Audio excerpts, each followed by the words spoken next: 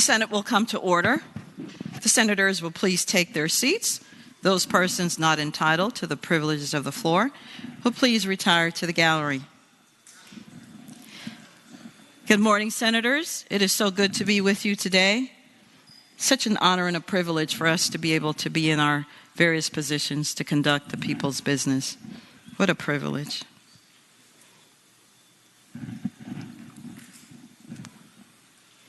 The senators and all in attendance, please stand. We will be led in prayer this morning by the Reverend Carson Rhine Jr. H. Carson Rhine Jr.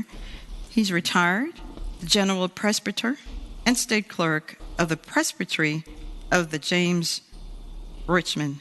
Following the prayer, we will be led in the Pledge of Allegiance by Michael Adams, who is the Director of Human Resources in the Senate Clerk's Office. Would you pray with me? God of hope and promise, we ask you to send your Spirit to be with us this day. We thank you for safe passage for legislators and staff to be able to do the work of the Commonwealth. Yet today we pause to extend our heartfelt sympathies to the people of New York, California, and Texas upon the brutal murders they have recently experienced. Remind us of similar tragedies in this Commonwealth, Virginia Beach City employees, Virginia Tech students. May leaders here realize the power they have to make a difference about the senseless killings running rampant in our country. In this special session of the Senate, enable each person to hear one another, allow each person to accept one another's point of view, and grant to each person patience, kindness, and understanding. As the Commonwealth's budget is considered today, behind every dollar discussed are people with particular needs, people dependent upon the leadership here, people seeking hope in a rather hopeless feeling world. These numbers in the budget are reminders of the 8.5 million people this Senate has been elected to serve. So may this day be productive, fruitful, and filled with congeniality. Come, Spirit, and rest upon us, we humbly pray. Amen. Amen. I pledge allegiance to the flag of the United States of America and to the republic for which it stands, one nation, under God, indivisible, with liberty and justice for all. Hey, Susan, you tell her to call on me, and we got to allow Norman to vote.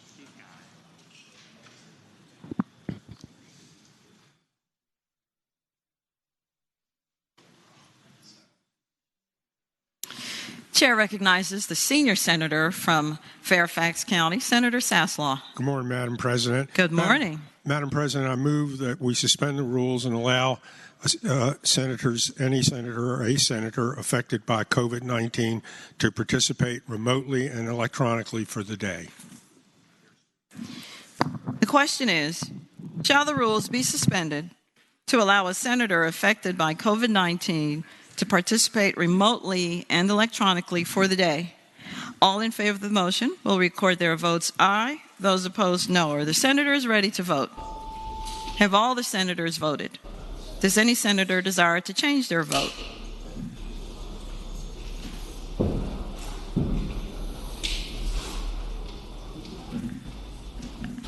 The clerk will close the roll. Ayes 34, no 0. Ayes 34, no 0. The rules are suspended. The senators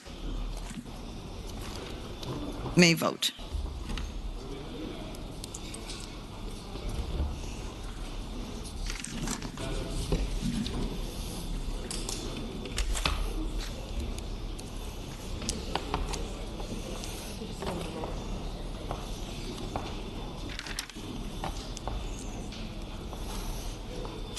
The clerk will call the roll.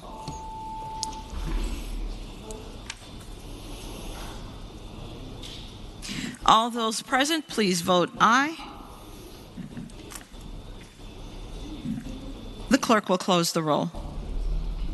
Senator Norman, are you present?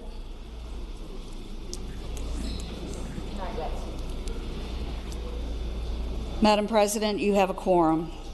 Senate Journal for Monday, April the 4th, 2022.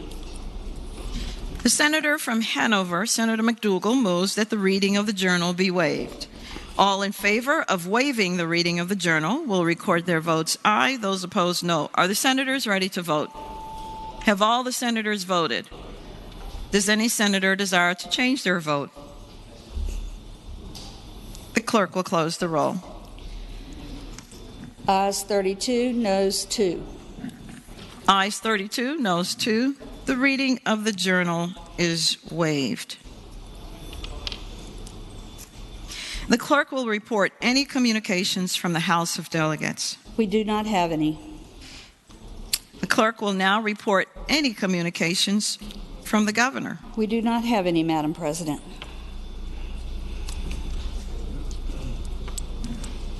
Now comes the time in the morning hour when we have an opportunity to find out who our guests in the gallery are.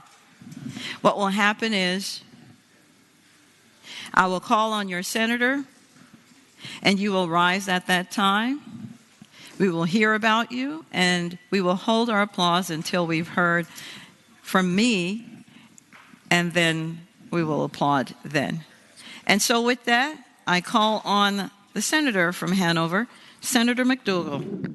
Thank you, Madam President. Madam President, first, could the Senate Journal please reflect that my seatmate, the senator from Franklin, and the senator from Henrico, Senator Dunavant, are both away from the Capitol on pressing personal business? It will be so noted, Senator. Thank you, Madam President. Madam President, I also rise for the purposes of an introduction. The senator may continue. Madam President, this introduction is for individuals you know very well because they have worked in your office as interns over the last number of months. So with us in the gallery, we have 6 individuals who have worked with the Lieutenant Governor, and we ask that you offer them the warm welcome of the Senate and thanks for their efforts provided in your office. Please stand. So good to see your young faces. You are our future leaders, and indeed, you have already started. Thank you for wanting to work in your government. Thank you for wanting to work with me. Thank you for the hard work you've already begun putting in. And we hope to see a lot of good things from you. Senators, please join me in welcoming them to their Senate.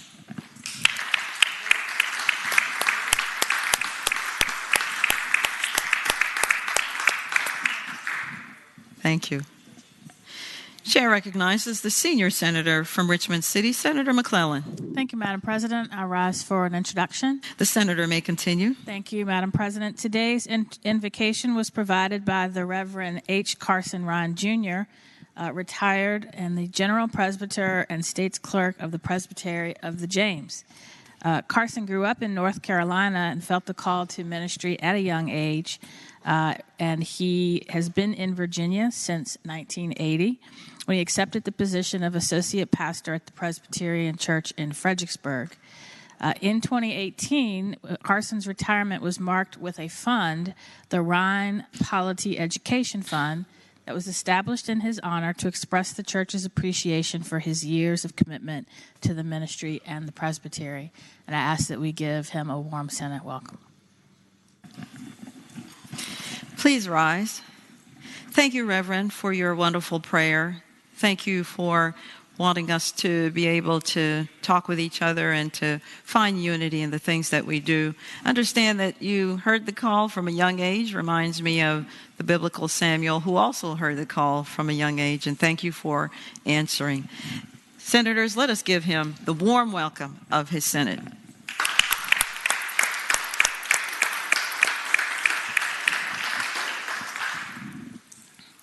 Chair recognizes Senator Deeds, the gentleman from Bath.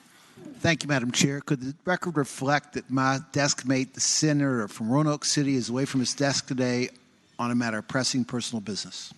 Thank you, Senator. It will be so noted. Chair recognizes the gentleman from Bedford, Senator Newman.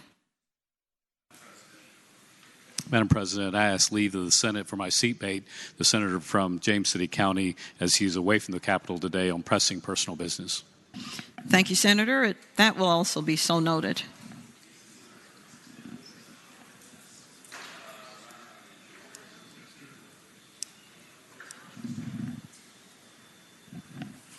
Is there any other business to come before the morning hour?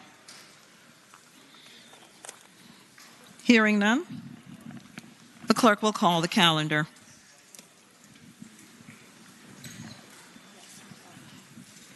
Chair recognizes the senior senator from Fairfax County, Senator Saslaw. I would move now, Madam President, that the Senate stand in recess till noon, 12 p.m. for a presentation by the Senate Finance staff, I believe, on the budget. Chair recognizes the gentleman from Hanover, Senator McDougal. Thank you, Madam President. Madam President, the Senate Republican Caucus will meet in our normal meeting room as soon as the Senate Finance Committee presentation is over. So as soon as that's over, move to the Senate Republican meeting room. Chair recognizes the senator from Bath, Senator Deeb. Madam Chair, at the conclusion of the Senate budget briefing, the Senate Judiciary Committee will meet in combination with the House Courts Committee to conduct a couple of judicial interviews. I don't think the meeting will take very long, and I don't mean for it to interrupt with your caucus meeting, but we will meet, I think, in House Room 2. Is that correct? Here. House Room 2. House Room 2. Chair recognizes senior senator again, Senator Saslaw. Madam President, the presentation will be here on the floor of the Senate.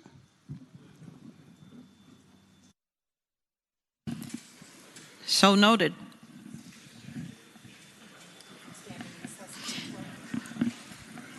The Senate will stand in recess until 12 noon.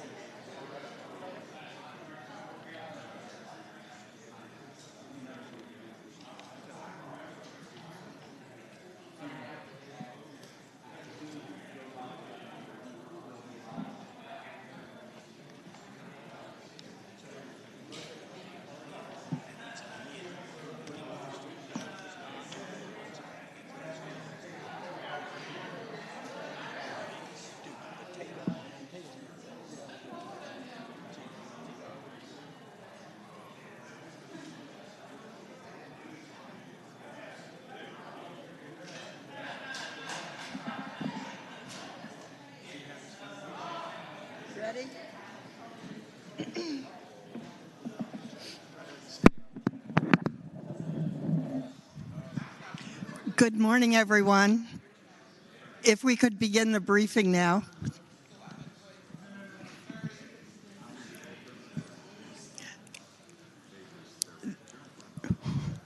The old adage that good things come to those who wait certainly applies to the budget conference reports that are before us today. These amendments represent true compromise and embody collaboration to provide funding in the areas that are important to the Senate: K-12, higher education, health and human services, housing, and employee compensation, to name just a few. These are what I call promises kept. I'll give you several examples. In HHR, there is $1.4 billion in additional funding for items such as compensation for direct care staff at state hospitals, permanent supportive housing, and provider rate increases. In K-12, the investments include $1.25 billion for school construction and modernization, funding for early childhood, and additional SOQ positions. And for our state employees and teachers, salary increases and bonuses.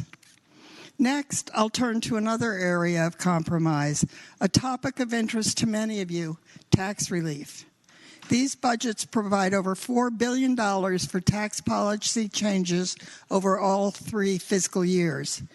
There is a balanced approach. It doesn't just include changes to the standard deduction or savings for military retirees, but it also includes a partially refundable earned income tax credit and elimination of the state sales tax on groceries. And I want to point out that all of this was achieved while still maintaining structural balance. To preserve structural balance and budget integrity, these actions provide deposits of over $1.6 billion, bringing our total reserves to nearly $3.8 billion by the end of the biennium. In addition, there are VRS deposits of $1 billion, and in capital outlay, there are $2.2 billion in cash rather than new debt. There was also a consensus effort to prioritize one-time spending to maintain the integrity in the next biennium. Those items total about $8.9 billion. To detail these highlights, I'm going to ask staff of the Senate Finance and Appropriations Committee to provide a briefing on the conference reports for House Bills 29 and 30. I want to express that I am grateful for our ability to work together in a bipartisan nature here in the Senate and for the budget conference report with the House. I believe that we were able to build a budget that we can be proud of, that encompasses state spending priorities and additional tax policy relief, while also upholding our tradition of strong fiscal management. And I would like to thank our staff, who are so hardworking and so knowledgeable and so creative in coming up with compromises, and to thank each and every one of them, and especially April Keyes for directing them. Thank you. Thank you, Madam Chair. We'll try to do this as quickly as possible, but please let us know if you have questions along the way. And I'm just going to cover a number of items at a very high level, and then the analysts themselves, I'll give you an example. For salary increases, it'll be covered in compensation in more detail. But we're happy to answer questions along the way as well. With the handout, if you turn to page 4, we'll get started there. I just want to reiterate some of the key themes in spending. It's not going to be that different from what you heard in the Senate budget. Madam Chair mentioned the reserves, that there'll be $3.8 billion by the end of the biennial budget, that it maintains liquidity and structural balance. I'm going to just mention a few other things in addition to what she mentioned. She did mention VRS, cash for capital, etc. There's also the elimination of the accelerated sales tax. She mentioned the one-time spending, and I do want to reiterate that it's almost $9 billion. It's a lot of one-time things, which helps you in the next biennial budget because there's so much revenue that was unanticipated here. This helps you going into the next biennium.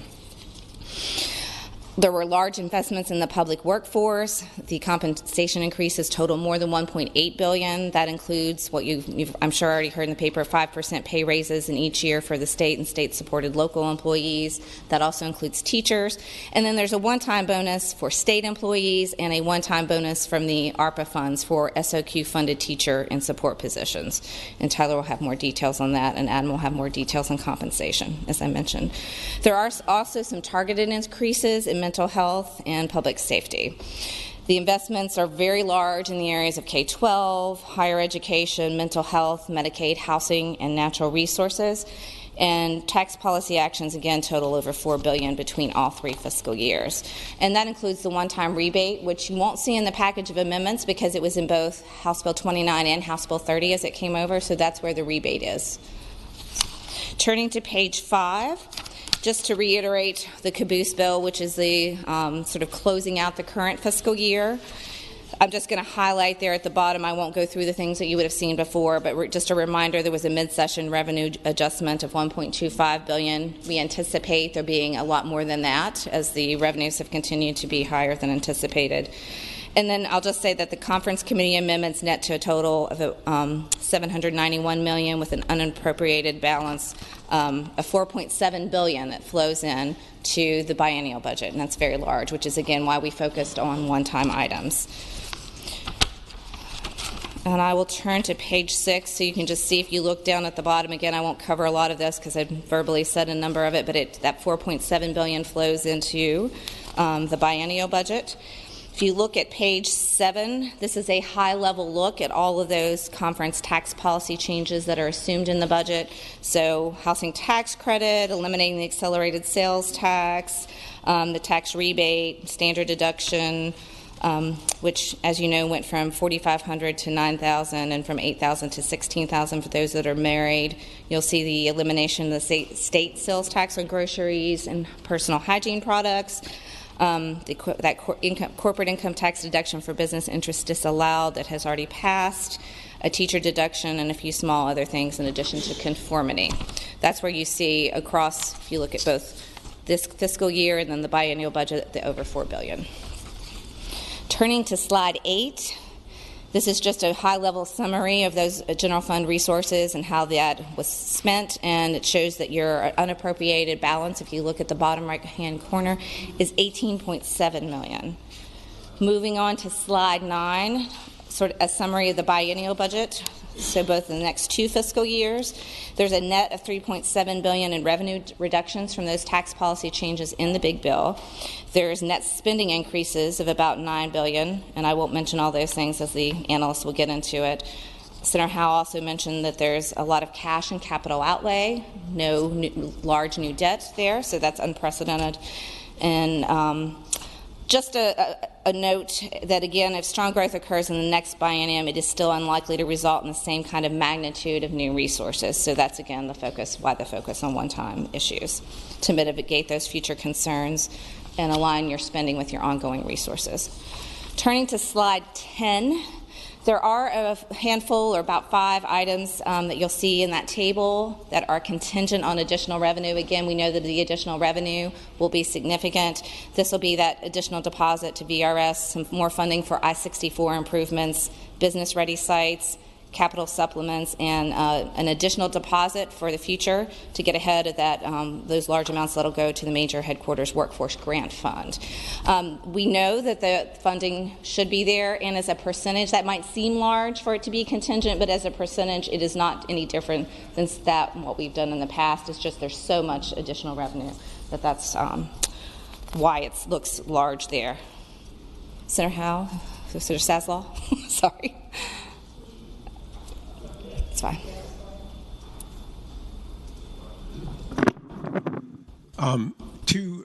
25 months ago, we met and we cut $2.7 billion from our upcoming biennium budget. Is that approximately that? Approximately sounds right, but I can double check that. Then in August, we got over $1 billion, over $1 billion from the government that we then, or $2 billion, that, the initial funds that we got and we appropriated over the next 90-some days starting August 3rd, 2020, how much money was that? Because I know then we got some in December, then we got the ARPA funds. What I'm curious as to what is the total amount of money that those three appropriations from the government that they sent to states, what was the total amount of that? We have an old slide. I'm going to get Tyler to go, or Mike, or someone else to go back and look at that for me quickly, and I'll come back to that before the end of the presentation. But if you go to slide 11, that shows you all the ARPA funds, which is the biggest magnet. But we got money before ARPA, a lot. You did. Okay. And I'll give you one example. Senator Saslaw, the CARES Act funding, the remaining balance of that is actually going in. Jason's going to mention it. It'll go into those balances that didn't get spent are going into the unemployment trust fund. So he's going to mention that during his part of his presentation. So that's been accounted for. On slide 11, you're going to see some of the ins and outs, and the analysts are going to talk about the individual things that got done under the ARPA funds. So most of that will now have been appropriated, but they're going to be covered in the individual analyst's presentation. 7.3 billion between CARES and ARPA. That's flexible allocated. Okay, Tyler reports that it's 7.3 billion between CARES and ARPA. So significant amounts of money. But again, most of the ARPA, not all of it, but most of the ARPA has been accounted for now. The individual analysts are going to hit the highlights on that, but slide 11 summarizes those things. And a lot of it includes water and sewer projects, those types of things, but there's some other things in there. Rebuild Virginia, those are some examples. So if there are no questions about the overview of resources, I'll turn it over to Tyler. All right, thank you. Okay, Madam Chair and members, turning to slide 13, this is just the caboose for direct aid. There's most of the changes across the last fiscal year 22 are related to enrollment or increasing sales tax, so purely technical. So it's a reduction of about 131 million to divisions. Turning to slide 14, this is the big bill going forward for the next biennium. The introduced budget plus the conference report amendments result in a net increase of 2.9 billion in direct aid. This is a historic investment in K-12. 730 million of that is related to salary increases. That's a 5% salary increase each year for teachers and support positions. The first year is effective August 1st of this year. There's 125 million in ARPA funding for a $1,000 bonus for teachers and support positions. Just like the Senate budget, there is no local match, so localities have to provide no local match for that $1,000. As the chair mentioned, there's historic investments in school construction, and my next slide will detail that. There's 145 million to increase support for students who are educationally at risk. There's 355 million in this budget to hold divisions harmless for rebenchmarking data. That was related to schools being closed in 2020 and that being the base year for rebenchmarking. And then there's 272 million, which is the Senate's position to increase funding for support positions and partially remove the funding cap. Turning to slide 15, like Madam Chair said, there's a historic $1.25 billion in school construction. 850 million is that in direct grants, and then 400 million in low-interest loans. The first program is the school construction and modernization grants. That's 400 million. That's distributed to each school division. There's a $1 million base for each school division, and then the remaining is distributed based on a per-pupil allocation. Just like the Senate budget, this is flexible, and it includes debt service on divisions can use it for debt services on projects that have been completed in the last 10 years. And then any unspent funds do not revert back to the state, but localities can carry those in escrow for future school construction activities when they're ready to use the funds. The second program is the School Construction Assistance Program. This is 450 million. 400 of that is general funds, and then 50 million is from the Literary Fund for competitive grants to school divisions based on demonstrated poor school conditions, commitment of the locality, and the need of a division. The grants cover up to 30% of reasonable project cost, and it would be based on a locality's LCI or their fiscal stress, with the Board of Education making guidelines on the program. And then the last program is the Literary Fund. This is the fund that we've historically given out school construction loans. This authorizes the Board of Education to award up to $200 million each year in school construction loans. There's language in the budget, as well as Senator McClellan's bill, that modifies the program to make it more attractive and competitive for divisions. Hopefully, by allowing school divisions to access low-interest loans during a high-interest rate environment now, you'll start to see them combining the state's cash grants with the low-interest loans to start clearing backlogs of school construction among all the divisions. Turning to slide 16, this just summarizes the direct aid high level. I've talked about most of them on slide 16 except the laboratory school. There's a $100 million deposit to the laboratory school fund. $25 million of that can be used for grants and planning and startup cost, and then $75 would support per pupil cost of any four-year public institution pursuing a laboratory school. Turning to slide 17, as the chair mentioned, on slide 17 it details the early childhood money. In total, there's about $57 million in increased funding for early childhood. That is access for 3-year-olds to access public preschool, and then mixed delivery for public-private partnerships to provide preschool. The bottom line also details the supplemental programs. Many of them are important to the Senate, such as the Chesterfield Recovery High School, the EduTutor, PBS Appalachia, Achievable Dream, Virginia Beach, and then the Richmond Teacher Residency. Turning to slide 18, slide 18 details the Department of Education. Over the conference amendments and the introduced budget, there's a $19 million increase for the Department of Education. One of the largest portions of that is for the Office of School Quality, which was a JLARC recommendation, $3.2 million. And then there's also implementation of the Literacy Act, which Senator Lucas's bill carried that during the regular session of $9.5 to implement that. There's also $600,000 for the School for the Deaf and Blind for their school network upgrades. And then at the bottom of the slide, you'll see some ARPA distributions, one for the United Way Southwest Virginia Child Care, the teacher recruitment incentives, attendance recovery, and then supplementing a current federal grant, the 21st Century Community Learning Centers.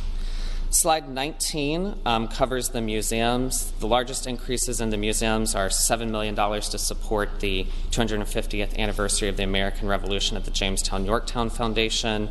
There's $5 million to increase aid to local libraries, and then there's additional increases for the museums related to federal grants running out and to continue that work with general funds. Madam Chair, that completes K-12 and other education. If there are any questions.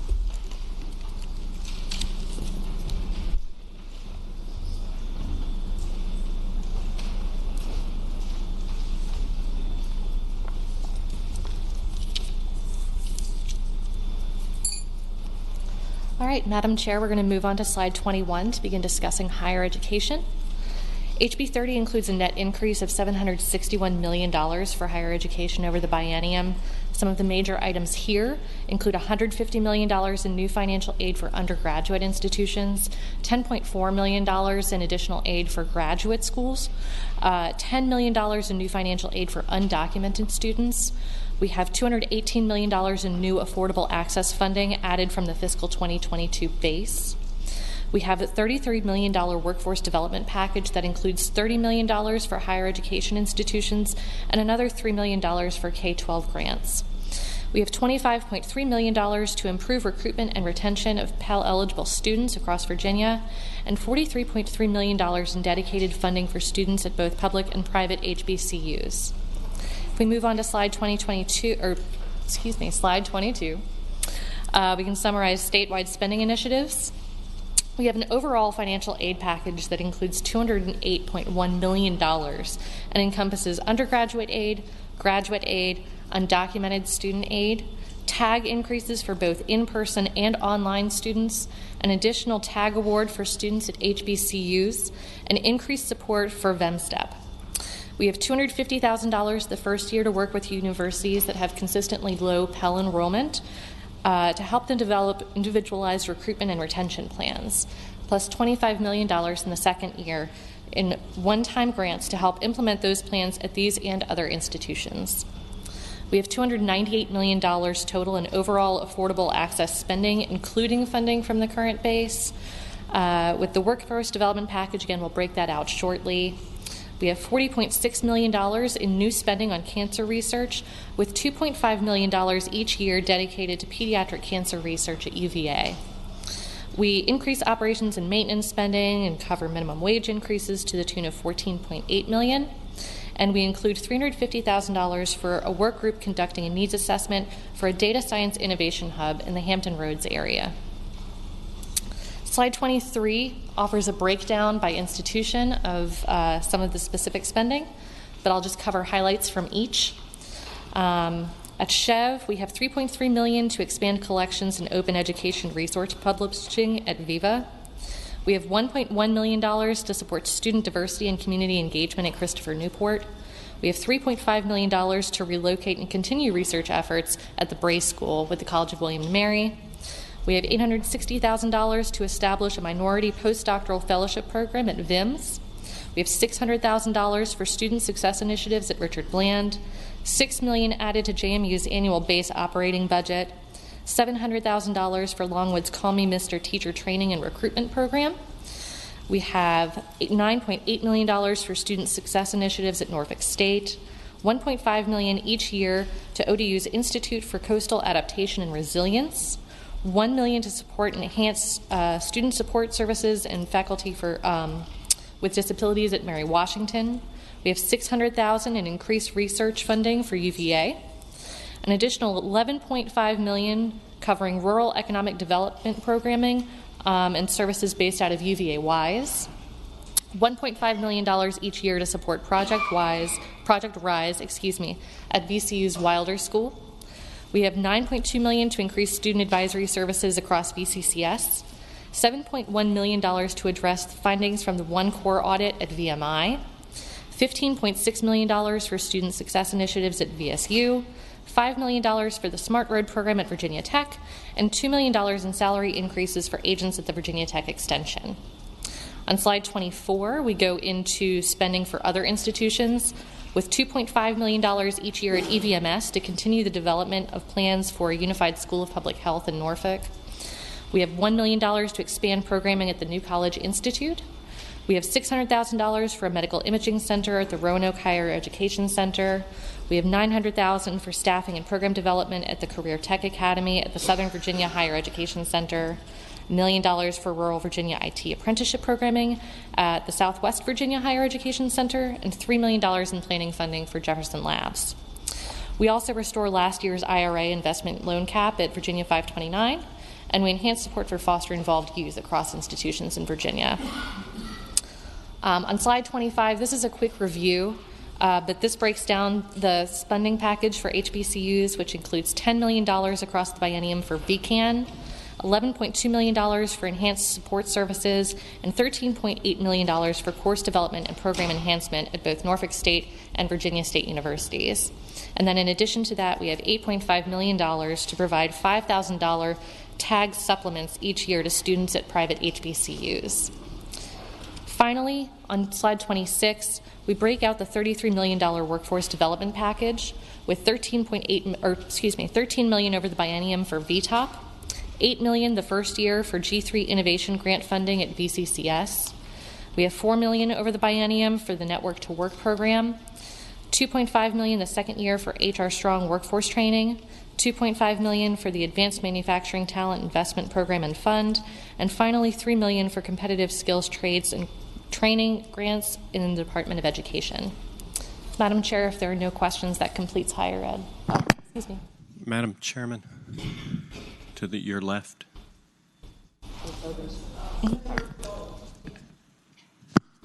Thank you. I have a question on the K through 12 competitive skilled trades training grants. What organizations would be eligible to apply for those grants, and do they have to have a partnership with a public school? Yes, Madam Chair, Senator Favola, those grants are for public schools to restart skilled trades programs in their schools or to expand them, to reestablish, expand, or restore, and those would be given to school divisions directly.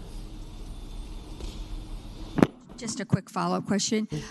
So the school districts could partner with trade associations or other entities to help deliver the curriculum or whatever program they want. Madam Chair, Senator Vollet, the language doesn't speak to that, but certainly they could leverage partnerships with trade associations, especially to meet regional employment needs. Okay, very good. Thank you, Madam Chair. Madam Chairman, the supplemental, I have a question about the supplemental tag grant awards at HBCUs. Yes, sir. So my understanding is that we're providing for a $4,500 tag grant for in-state students for all private colleges and universities. Is this $5,000 on top of that? Yes, Madam Chair, Senator Obenshain, it is in addition to the standard tag award for students at HBCUs. Thank you. All right. Thank you very much, Madam Chair.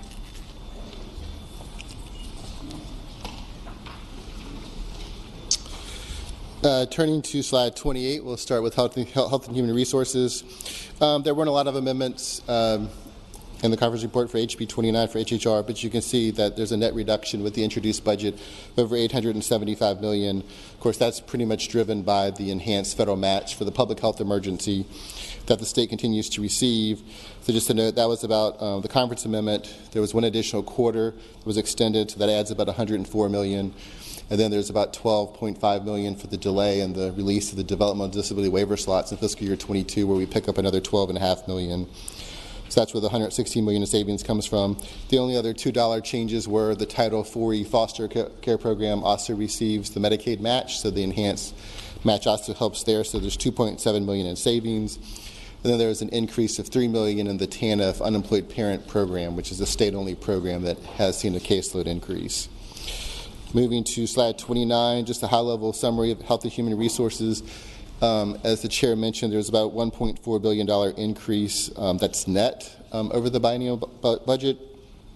And I will note, too, that that includes about over $660 million in additional resources that came from federal match rate changes, as well as additional repayments from Medicaid managed care companies. So if you really think about it, the actual spending in HHR is even greater than that if you don't include the net. So major spending items, you recall the priority in the Senate budget were Medicaid provider rates, and I'll go over that in the next slide. You can see almost $690 million in general funds to increase those rates to kind of respond to labor market conditions. Almost $250 million to fully fund the Medicaid and children's health insurance programs, which again, that's partially offset by the additional federal funds that we received. About $119 million for increase for community behavioral health services. Another $76 million for state behavioral health facilities, which is primarily direct care staff compensation. Then to note, for ARPA funds, there are two amendments, $34 million for private hospitals to help with COVID-19 costs, then $9.7 million to support locally owned nursing homes and their COVID-19 costs. And then to note, even though it's technically not in HHR, it's under the State Corporation Commission, the reinsurance program, which actually recently was approved by the federal government and will actually begin this coming calendar year 2023, so will help reduce premiums in the individual market, that there's $20 million kind of set aside in fiscal year 24 to begin to make the payments. The first repayments to the insurance companies for that program will not actually begin to fiscal year 25, but this actually is a down payment to prepare for that in the next biennial budget. Moving to slide 30, again, a Medicaid provider rate, so just to note the highlights. So the largest increase you can see is a total of $377 million for the developmental disability waiver services. So this was a result of a comprehensive study to kind of rebase the rates, which have been increased for about 6 years. Personal care is increased by 7.5% for both agency and consumer-directed services. The continuation, if you recall, that home and community-based services were increased by 12.5% temporarily with fiscal year 22, basically with additional federal funds through ARPA that were received. The conference report actually continues that through the biennium.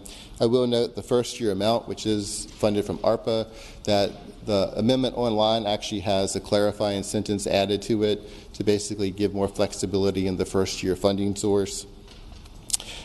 For dental services, as you recall, the introduced budget only increased it by 5%, and the conference report increases the rates by 30% on July 1. These rates had not been increased since 2005.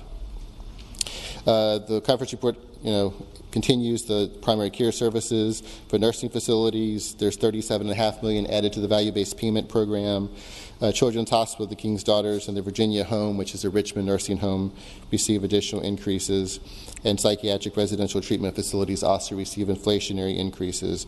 And you can note some of the smaller services that are adopted or continued. Moving to slide 31.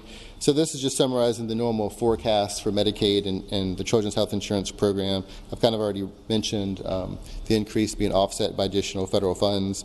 To note that the 1,200 DD waiver slots that were added in the biennial budget, the conference report does delay the first year slots by 600 for consideration by next year to see if more can be added in the second year. This, of course, is due to the fact that the providers have been stressed with staffing shortages like everyone, and also the fact of the delay in fiscal year 22 of the 890 slots that have been authorized. Those were not released by the department till over 7 months into the fiscal year, so they're still working to fill those slots as well. The only other note I'll note on this slide is a House bill that was passed provides traumatic brain injury case management services under Medicaid for the first time, and so that's embedded, was about $3.4 million was added in the conference report. Moving to slide 32, again, some highlights with community behavioral health. Just to note on the first line, Step Virginia, it looks like the conference amendment is taking $22 million out of Step Virginia, but what it is being replaced by ARPA funds in the first year. So there is no reduction to Step Virginia. And just to note, if you added that to the $119 million total, you'd actually have over $141 million is actually being put into community behavioral health across the general fund and ARPA funds. If you look in the second line, community services boards, while the Senate budget had bonuses in it, and in the end, what the final budget does is it, of course, gives CSBs the 5% increases per year that state-supported locals would otherwise receive. There is language to actually collect information from all 40 CSBs. As you all know, they're all very different and unique, to kind of collect the information to see where they all are from a perspective of increasing compensation support for them for consideration in the next budget.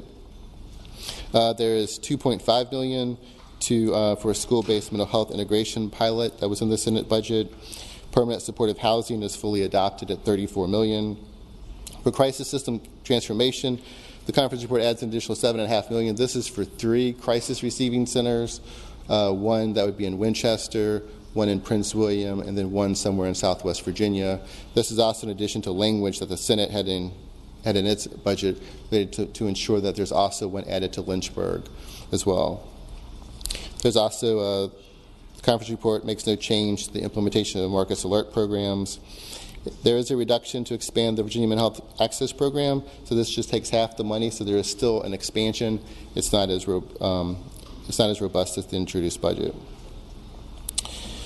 Moving to slide 33, so just a note for behavioral health facilities, the big change in the conference report, there's a variety of other things that were addressed.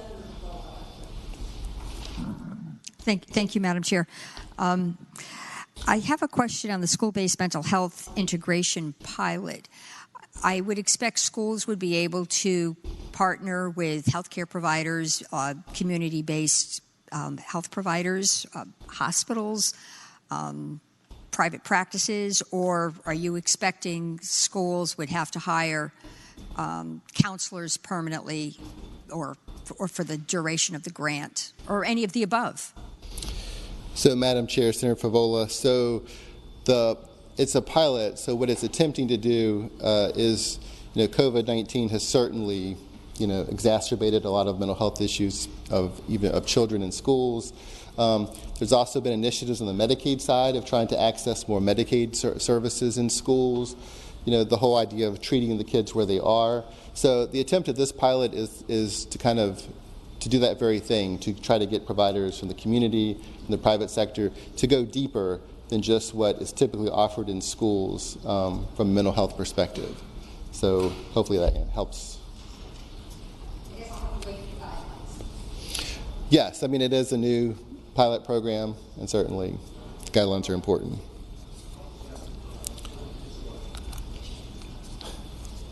On slide 33, like I said, the main change here in the conference report was for direct care staff compensation. The introduced budget had used 75% of the benchmark. In the final conference report, it drops it to 50% of the benchmark. This is still a significant increase for the state hospitals. Just to note, there's also language included to have them report on turnover and vacancy to see whether or not the compensation changes are significant enough to help resolve a lot of the challenges of the state hospitals. And if not, there may be a proposal in the next session. Moving to slide 34. Just these are smaller things in behavioral health. Just to note, when it comes to temporary detention orders, alternate custody options, an additional $2 million was included to bring the total to $5.4 million from the introduced budget to look at optional ways to help relieve some of the pressures on law enforcement relating to TDOs. There's also expanding discharge transportation planning for all facilities too. And this is the idea that sometimes when people are moved across the state, they have a hard time getting back to their home locality because of how far they were transported. Moving to slide 35. Not much to note here. This lists all the administrative items, which were primarily from the introduced budget that were adopted. The conference report just reduces 2 positions that had been included. Moving to slide 36, this kind of summarizes all the actions for the Department of Social Services. So I'll just note the introduced budget had supplanted some discretionary programs that had originally been funded from TANF with general funds. The $9.5 million reduction is really tied to the relative maintenance support payments program, which started under COVID. It really just adjusts it to the actual spending level, so it doesn't impact the program. Just to note, the Virginia Case Management System, that was in the introduced budget. That is delayed in the conference report. That is a major systems change, and the department already has 2 other major systems under development, so this is just delaying it to a future date. Just to note, you'll see $6 million was reduced from the $8 million in the introduced budget to replace for the Public Benefit Navigator pilot program. So this is in the Office of New Americans. So the conference report basically changes it to just provide $2 million the first year, and it's to provide grants to resettlement agencies to help assist refugees. So it's not really a new program, it's really just a pass-through grant to help resettlement agencies. Just to note, in the Sexual and Domestic Violence Fund, all the funding for this was moved from the Health Department, consolidated in the Department of Social Services with a very specific timeline to make sure that the department gets the money out the door to provide services as quickly as possible. There's also $5 million for Acosta Welcome Center in Fairfax. And there's also a savings in DSS for the Title IV federal foster care program. Uses the Medicaid match rate, so any savings there extends here too, and you can see there's $5.2 million in savings. On slide 37 of the Department of Health, the highlights. The big change here is the e-referral system for public health and social services. The contractor that the Health Department uses is Unitas, which you may have heard of. So what the conference report does is it leaves $2.5 million the first year to kind of continue that contract for that year as they continue to look at other ways to fund that system. Also to note, $4 million in savings for marijuana prevention education. This leaves some money as they continue to have the VDH prepare for public health campaigns going forward. And you'll see a few other smaller reductions. Just to note, there's money to backfill the deficit in the Office of Drinking Water, $1.8 million, and nursing scholarship programs, so about $2 million in the conference report. On slide 38, again, just a few other, I'll just note a couple things here, other miscellaneous items in Health Department. The infrastructure bill provided additional drinking water funds, so this does provide $3 million the first year for those funds to see where the Health Department is at the end of that period. And then, of course, there's just other note, there's $1.5 million for a pediatric hospice and palliative care program, which is in Hampton Roads. Moving to slide 39, just other HHR agencies and aging and rehabilitative services.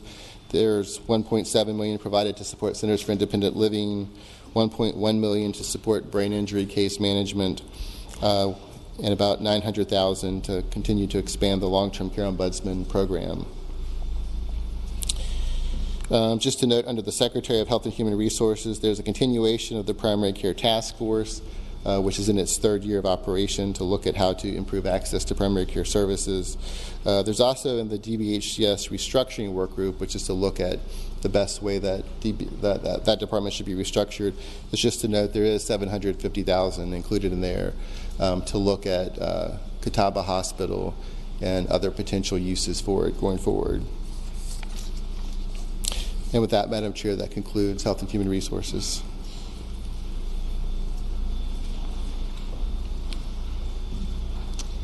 Madam Chair, moving on to Public Safety and Homeland Security, the conference report, the introduced budget plus conference report amendments result in a net increase of $332.6 million from the general fund over the biennium. I'll highlight the major spending items here and then go into more detail in future slides. So there's $113 million general fund for public safety officer compensation at the Virginia State Police and Department of Corrections, $47 million from the general fund for the Aid to Local Police Department or 599 program, $15 million for firearm violence prevention community-based grants, $16.4 million for the Cannabis Control Authority operating budget, plus $3 million for cannabis business loans in the second year, $45 million for School Resource Officer Incentive Grant Fund, and $75 million from ARPA for one-time law enforcement equipment and training grants. Moving on to slide 42, the caboose budget maintains the funding in the introduced budget for increased medical costs for inmates in secure facilities and adds funding for the Internet Crimes Against Children Task Force. The caboose budget also redirects $12 million at the Department of Emergency Management, which is no longer needed in part due to the extension of federal funding. Moving to slide 43, the Department of Corrections. Slides later in the presentation include a full description of the targeted salary actions, but just to give a high-level overview. So for DOC security staff, the conference report increases their starting annual salary from about $35,000 to $42,000 compared to $44,000 in the introduced budget to be consistent with the $42,000 starting salary provided for deputy sheriffs and regional jail officers. The salary increase of 20% is provided throughout the ranks as well as compression adjustments based on length of service. The conference report provides a $3,000 salary increase for probation and parole officers throughout the ranks, moving them to a starting salary of approximately $42,600, and also has language directing the department to continue to review probation and parole salaries. For the Lawrenceville Correctional Center, DOC's only privately managed facility, the conference report includes a $3 million adjustment to account for their inflationary costs. And to highlight a few other things on this slide, the conference report generally maintains the majority of funding in the introduced budget, including behavioral health related positions, career and technical education, and implementation of the new earned sentence credit structure. Most of the modest reductions you see here adjust the number of new DOC positions to reflect the current vacancy rate to account for their current challenges in filling positions. Finally, there's $8.8 million in ARPA funds for air conditioning installation at 10 DOC secure facilities. Moving to slide 44, Department of Criminal Justice Services. The conference report provides an additional $47 million over the biennium for the 599 program. That is the same funding level included in the Senate budget with the exception of the $2.3 million provided in the caboose. For the School Resource Officer Grant Incentive Fund, the conference report provides $45 million over the biennium. It also waives the local match requirement for new grantees, but only in the first year. After that, the existing local match based on LCI will resume. The SRO grant funds are available to both SROs, who are local law enforcement officers, and school security officers who are employed by the school, but there's no language requiring a locality to hire either of these positions. Another significant item under DCJS are the firearm violence prevention grant funds. The conference report does not provide funding included in the introduced budget to establish a Virginia Center for Firearm Violence Intervention and Prevention. However, it provides $13 million over the biennium for community-based grants, including $2.5 million each year for the Operation Ceasefire Grant Fund and $4 million each year for the newly established Firearm Violence Intervention and Prevention Grant Fund. In addition to the $13 million in those grant funds, the conference report provides $2 million to the Big Heroes of Minority in Every Society program, which focuses on youth gun violence prevention in the city of Portsmouth and Hampton Roads. Moving to slide 45. The conference report maintains the funding in the introduced budget for the Virginia State Police, including the compensation package for sworn officers. The conference report increases starting salaries by 7.7% to $51,500 for their statewide annual salary and establishes a new pay structure to alleviate compression. The $2 million decrease you see in the first year just adjusts the package for an effective date of July 10th, 2022. Under the Virginia Department of Emergency Management, the conference report includes a $34.1 million reduction from the agency's budget for COVID-19 response and recovery, and I'll kind of explain that breakdown. The introduced budget included $21.1 million each year from the general fund for COVID-19 in the agency's base budget. In the first year, this amendment removes $13 million requested for the state share of the federal grant, since the agency may use the governor's existing authority to spend a sum sufficient on certain disaster operations. The amendment also removes the $21.1 million in the second year, with the idea that it will be revisited once there's a clear picture of ongoing COVID-19 response and recovery expenses, as well as what the agency needs for its ongoing budget. Moving to slide 46. The conference report provides $8.2 million each year for the Cannabis Control Authority to continue to establish its operations, with 37 positions the first year and 49 positions the second year. The first year funding is a $4.7 million increase from the agency's FY22 budget and a $3.6 million reduction as compared to the introduced budget. This amount enables the authority to implement its existing responsibilities, such as drafting and promulgating regulations for a retail cannabis market, and begin to ramp up operations while accounting for some of the uncertainties in the statutory framework for that retail cannabis market. The conference report also includes $3 million the second year for low and no interest loans to cannabis business applicants and licensees. Moving to slide 47, for Veterans and Defense Affairs, there's a significant increase for the Department of Veteran Services, maintaining $4.3 million and 17 positions from the introduced budget and providing $6.25 million and up to 20 new positions and additional support. The conference report also maintains $10 million over the biennium for a new veteran suicide prevention program. Finally, I'll verbally go over language that's in Part 4 of the budget related to cannabis products. The language establishes a Class 3 misdemeanor for public possession of between 4 ounces and 1 pound of marijuana, with a Class 2 misdemeanor for subsequent offenses. It provides that individuals are not subject to criminal possession charges in their residence. For context, the new misdemeanor charges are the same as those included in Senate Bill 391, patroned by Senator Eben, which passed the Senate but was continued in the House. Senate Bill 391 would have also established a penalty for individuals possessing more than 4 pounds of marijuana in their residence or another non-public place. That is not included in this budget language. In addition, under the Virginia Food and Drink Law and the Consumer Protection Act, but not the Criminal Code, the language establishes labeling, packaging, and other requirements and prohibitions for industrial hemp extracts and substances with THC that are intended for human consumption, including a prohibition on sale to individuals under 21 years of age. The language also establishes a task force led by the Secretary of Agriculture and Forestry, and there's a corresponding budget amendment at VDAX of $700,000 each year from the general fund for enforcement of hemp product violations at food establishments. With that, Madam Chair, unless there are questions, that concludes public safety and veterans.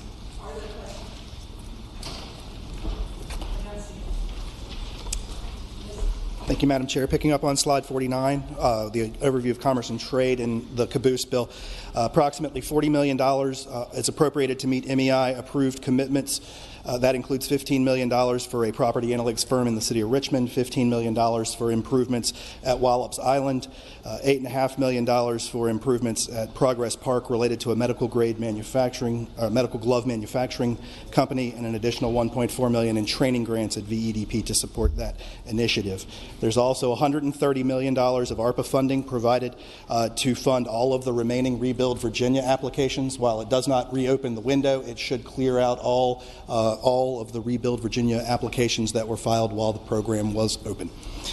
There is the redirection of $11.4 million in energy weatherization funding from Regional Greenhouse Gas Initiative programs at DHCD to support victims of the flooding in Hurley in Cannon County.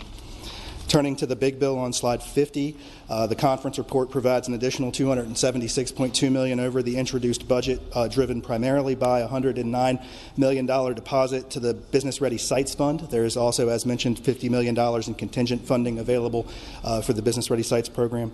A total of $150 million for the Housing Trust Fund, which is a $40 million increase. In addition, language in the back of the Act provides $240 million worth of Virginia Housing Opportunity Tax Credits over a 10-year period beginning in fiscal year 2023. There is $66.7 million for investments in biotechnology projects in life sciences and pharmaceutical manufacturing, including $15 million for a pharmaceutical manufacturing cluster in Central Virginia in Richmond and Petersburg, $36 million for a statewide initiative at the University of Virginia, and $15.7 million for a biotechnology business accelerator in southwestern Virginia in Roanoke. There's approximately $30 million in ARPA funding for water and wastewater improvements to support the pharmaceutical manufacturing cluster in the city of Petersburg, and an additional $5.1 million in ARPA deposited to the Industrial Revitalization Fund for the remediation of derelict structures across the state. To the next slide, there is really nothing on this slide that has not already been highlighted, but does itemize all of the individual actions at each of the agencies. Same thing on slide 52, although I will note that there are investments in offshore wind and wind industry talent attraction going forward, as well as investments at the to study the possibility of establishing an inland port in Bristol or Southside Virginia. Moving to the Secretariat of Labor, picking up on slide 54, the caboose, as April mentioned, Senator Saslaw, from the remaining coronavirus relief funds. Language was included in the 2020 session that directed any funding that was unexpended by the close of this fiscal year to go to the UI Trust Fund. About $180 million will be deposited to the UI Trust Fund. That will eliminate the fund builder component, and then there is language directing VEC to cap unemployment insurance tax rates at the calendar year 2020 level. In addition, the caboose begins a series of about a dozen language amendments that came as a result of JLARC's study. All of those amendments were carried into the big bill, although funding was not required to effectuate them, as VEC has a significant amount of federal funding to support things such as employment ombudsmans. Turning to agriculture and forestry. Picking up on slide 56, the conference report does not have much action in Senate Bill or House Bill 29. However, in the big bill, there's about $17 million of new general fund spending. This includes $3.2 million to reestablish the New Kent Nursery, $2.9 million for the Agriculture and Forestry's Industries Development Fund, $2 million additional dollars for the Virginia Fresh Match program. As Katie mentioned, $1 million over the biennium for cannabis food product regulation, $1 million to establish the Forest Products Sustainability Fund, and about $1 million for the Spirits Promotional Fund. Because there was some interest and this was a Senate amendment, there is $1 million in ARPA funding dedicated to support the revenue loss of Virginia's 4-H centers. Slide 57 just itemizes those actions. Nothing worth highlighting that I haven't already mentioned. Turning to slide 59, in natural and historic resources, the caboose provides $432,000 to address cost increases for the Chafin Lodge at Breaks Interstate Park. It authorizes DCR to use the existing $2 million appropriation for River Farm to make accessibility improvements on the state's behalf. It directs DEQ to provide technical assistance to the city of Bristol related to the landfill issue, and provides $2 million in the big bill to support remediation costs at the Bristol landfill. There is a capital outlay authorization included for the replacement of the Claremont Farm barn that comes from the insurance proceeds resulting from the fire. Turning to the big bill in natural resources, a net increase of almost $445 million over the biennium, driven largely by the $313 million deposit to the Water Quality Improvement Fund. I will note it funds the agricultural BMP cost assessment fully in the first year. That's a biennial assessment funded in the first year. It provides $21.1 million at the Department of Historic Resources to support 19 historic and cultural attractions across the Commonwealth. That includes all historical attractions that were included in the introduced all Senate priorities, and most of the House priorities. I believe one for a Vietnam museum. It was put to planning. Madam Chair. Rise for a question for staff. My question is, the money for the Culpeper Park that we had in our Senate budget, is that still preserved in the final budget? Madam Chair, Senator Peterson, yes it is, both in the operating funding at Historic Resources as well as a capital outlay amendment. Thank you. Yes, sir. It provides $17.6 million to match increased federal funding for the Clean Water Revolving Loan Fund, $10 million in general fund cash, plus an additional $10 million in ARPA funding for high hazard dams. This is in addition to the capital outlay funding provided for the Soil and Water Conservation District dams. $10 million in additional state park operating support. 7.7 of it is generally for state parks, and there's a dedicated $3.3 million for some itemized and specific parks. About $12 million increase over the base for the Virginia Land Conservation Fund, making its base funding $16 million a year in each year. And then $5 million to establish a Black, Indigenous, and People of Color Archaeological Preservation Fund. Slide 61 and 61 itemizes the actions. The only thing that I will highlight here is that there is the redirection of $25 million in RGGI funding from the existing Community Flood Preparedness Fund to capitalize the Resilient Virginia Revolving Loan Fund, which was established this year. Slide 62 and 63 itemize actions within the agencies, though I have hit the highlights already. Going to slide 65, we can pick up with transportation. Included in the caboose bill is $287.5 million general funds in fiscal year 2022. That includes the $115.7 million, or $115.5 million included in the introduced, as well as another $171 million. Those are prioritized to provide $210 million for I-64 improvements. As April noted, there is contingent funding of $150 and another $110 million in the big bill for I-64 for $470 million for 64 improvements across the 3 years. There is $37.5 million to establish the State Trails Office to support the planning and development construction of multi-use trails across the Commonwealth. When combined with the big bill and some dedicated non-general funds, the total for trail investments would be $93 million. An additional $30 million for improvements to the Mid-Atlantic Regional Spaceport, and $10 million to support the extension of Nemo Parkway in the city of Virginia Beach. Turning to the next slide, in the big bill, I've highlighted most of the breakouts of the priorities. However, there is $161.5 million over the biennium in general funds to support those transportation initiatives identified in House Bill 29. In addition to the 64 and the trails that I already mentioned, there's $5 million to expedite replacement of the Robert O. Norris Bridge and $5 million to support long-distance commuter transit services provided through the Transit Ridership Incentive Fund.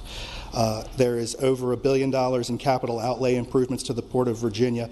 Within that, $266 million is general funds, $618 million is non-general funds, and there's $10 million in additional funding to support shallow draft dredging projects, including $2.5 million in base funding added to the Waterway Maintenance Fund and a one-time appropriation of $5 million to address shovel-ready projects.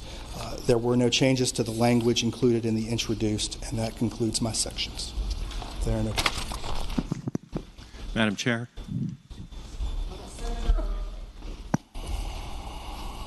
Madam Chair, the $210 million for I-64 between New Kent and James City County, is that one-time money? Madam Chair, Senator Obenshain, I would describe the budget's commitment to the I-64 project as 3 infusions of one-time money that can be used consecutively. They can be in future sessions redirected. They can be supplanted by transportation dollars or available federal funding. Further question: is that section of Interstate 64? Does it have a transportation tax district? Madam Chair, Senator Obenshain, parts of it do, parts of it do not. The Central Virginia Transportation Authority comprises a good hunk of it coming out of Richmond. I believe it runs, I don't know the map. I think there might be a small section that doesn't, but it also abuts HR TAC as well. So this would not, there is no language that precludes or overrides participation by the regional authorities. It does not speak to that at all. So I guess my question is, this is on top of what tax revenue is generated from gas tax for the regional transportation district? Madam Chair, Senator Obenshain, yes. Further question, is there any one-time money in the budget dedicated to further improvements on Interstate 81? Madam Chair, Senator Obenshain, no, not explicitly. Further question is, I guess the flip side of that is, were any of the Interstate 81 funds reduced or no, sir, Madam committed Senator, to the 64 project or somewhere else? Madam Chair, Senator Obenshain, no. This is all one-time general fund revenue in excess of the forecast. It didn't go into underlying transportation fundings. It did not redirect any of the regional sales taxes or anything of that nature. And I would think just because sales are performing so well, each of those regional funds is probably performing above forecast expectation at the moment. Thank you. Yes, sir.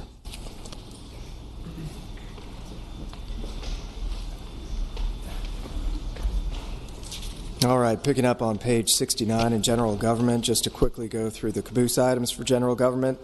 There's the $498.7 million provided for an advance reservation for an anticipated mandatory deposit to the rainy day fund in FY24 based on current fiscal year end revenues.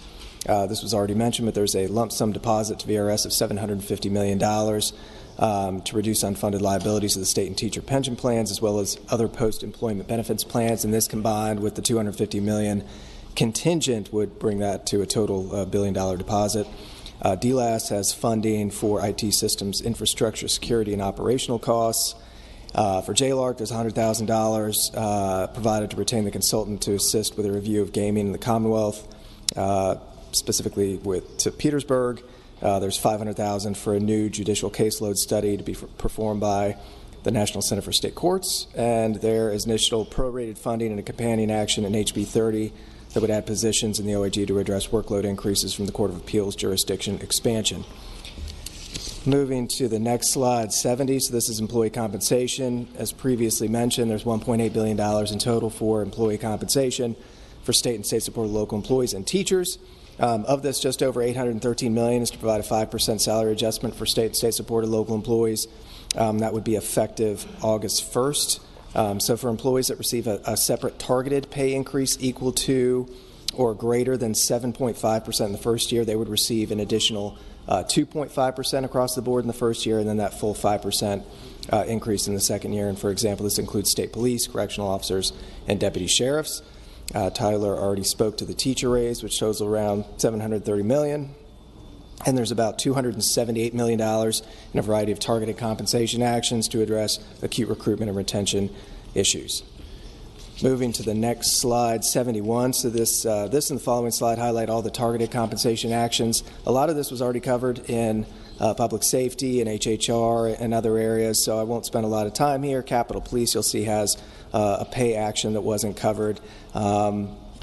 And on the next slide, 72, DLS, attorneys, there's a little bit of funding for a compensation plan.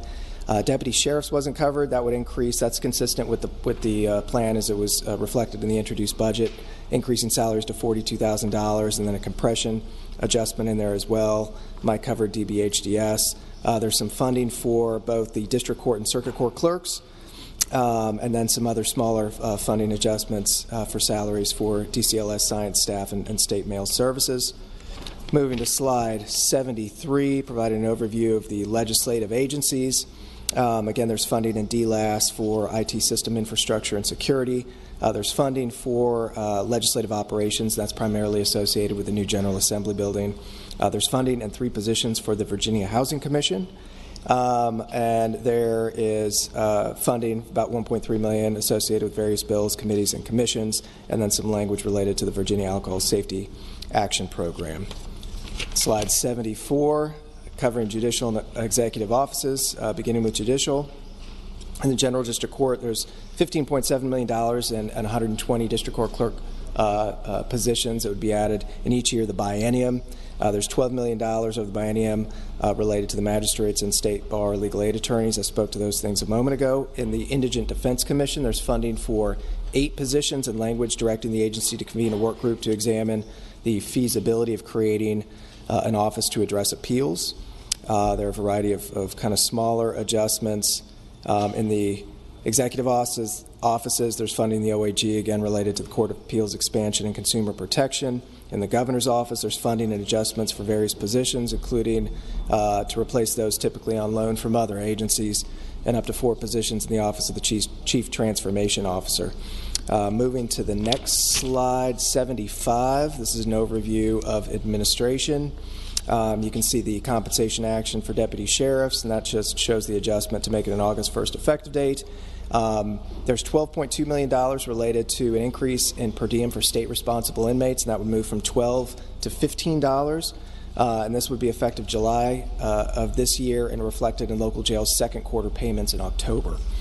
There's $16.6 million for new minimum mental and behavioral health standards in jails, which would add 125 behavioral health health case managers, and 127 partially funded medical and treatment positions over the biennium. There's funding for constitutional officer staffing. There's $1.8 million for underfunded and unfunded positions for local commissioners of the revenue and treasurers. And then there's funding and language related to voter education and sending mailers to notify voters of changing legislative districts and precincts. Moving to the next slide, 76, continue with administration very quickly. Madam Chair. Thank you very much. Before we move on to slide 76, with respect to slide 75, I'm looking at the circuit court clerk salaries. I don't see anything for deputy clerks, who, by almost everybody's agreement, are the most underpaid state employees in the Commonwealth of Virginia. Is there something that I'm missing, or has that been addressed elsewhere?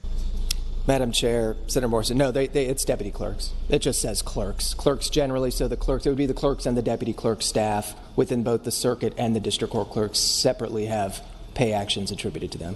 All right, one final question, Madam Clerk. So there's a $2.8 million total for all deputy clerks in the Commonwealth of Virginia. Is that correct? That's correct. It would actually increase the salaries by $1,250 for the circuit court clerks and deputy clerks. Okay, thank you.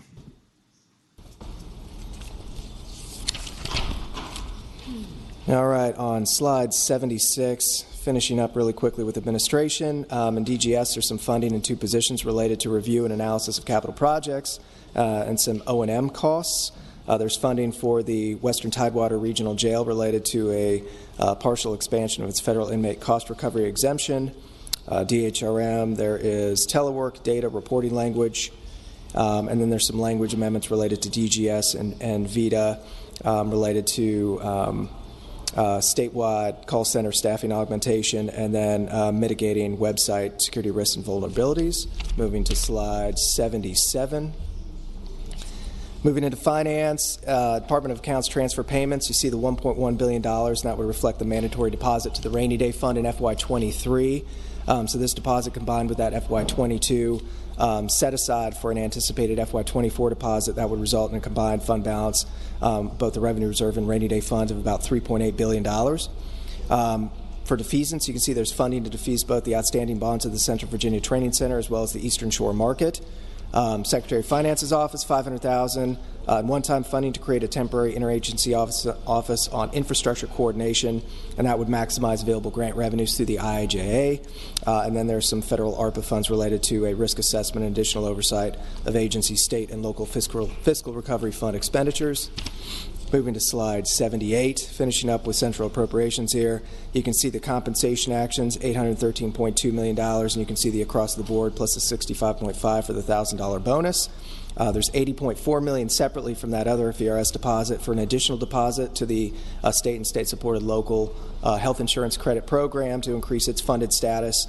$15 million over the biennium in centralized cybersecurity funding, as well as $10 million in FY23 for transformation initiatives identified by the Chief Transformation Officer. Madam Chair, that covers my portion of the presentation. I'd be happy to answer any questions you or anyone else may have.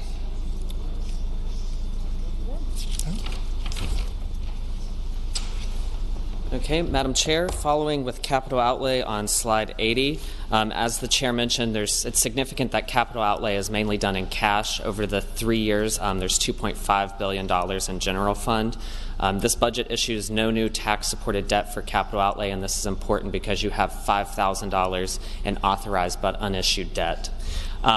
Looking at House Bill 29, the conference amendments add $170. This is mainly to increase supplements pools to $350 million.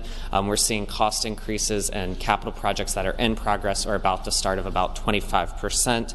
And so that $350 million will help with that. Plus, there's $100 million in contingent revenue from that.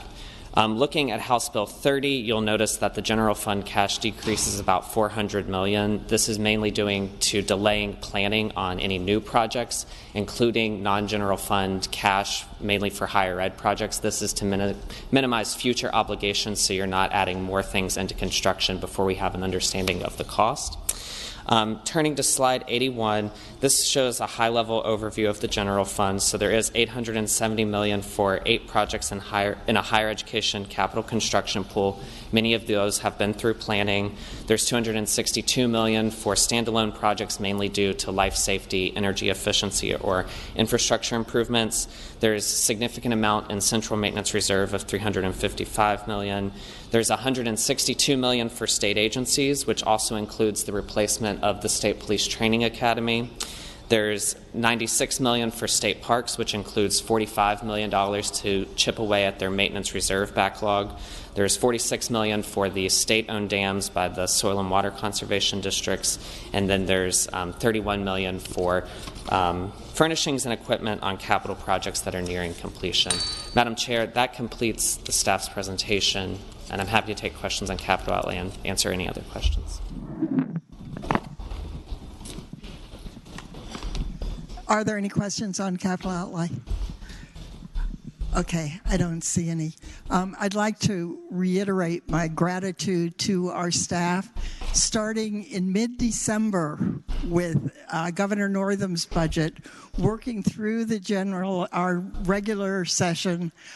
From then until now, they've been working nights and weekends, most weekends, frankly, and I would like to thank them again. Thank you all so much.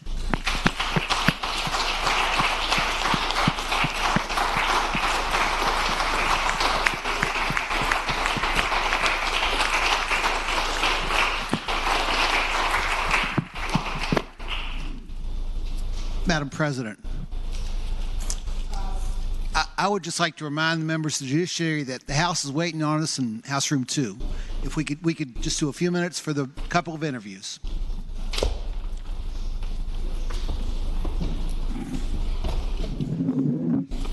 Madam President, with that, then the Senate Republican Caucus will meet at 11:55. That'll give you your 10 minutes in order to have those interviews.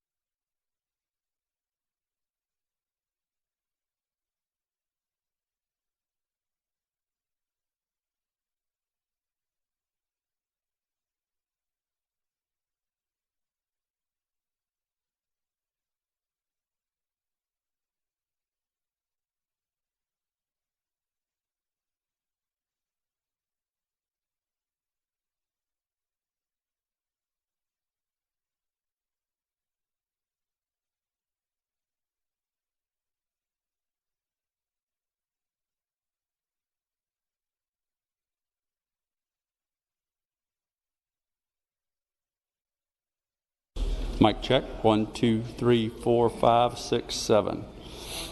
Mic check. 1, 2, 3, 4, 5, 6, 7.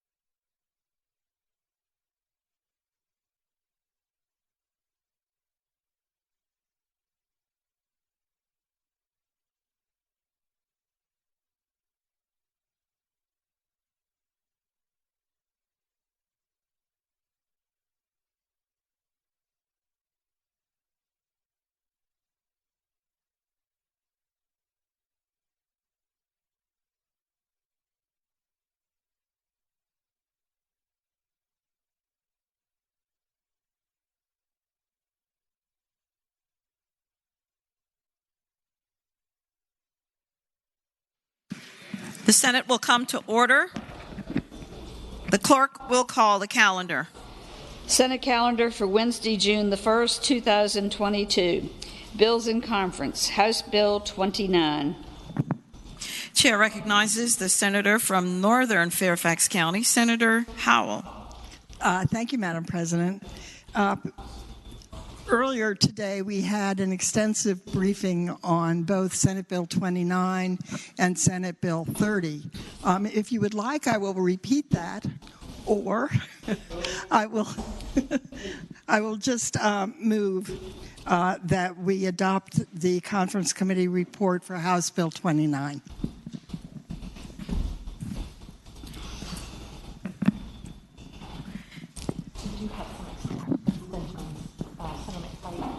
Chair recognizes Senator McPike. Thank you, Madam President. Rising for an abstention. Madam President, I'm abstaining pursuant to Rule 36 on item 479.20 and item C70, number 1C, but voting on the Conference Committee report, House Bill 29 as a whole. Chair recognizes the senior senator from Richmond City, Senator McClellan.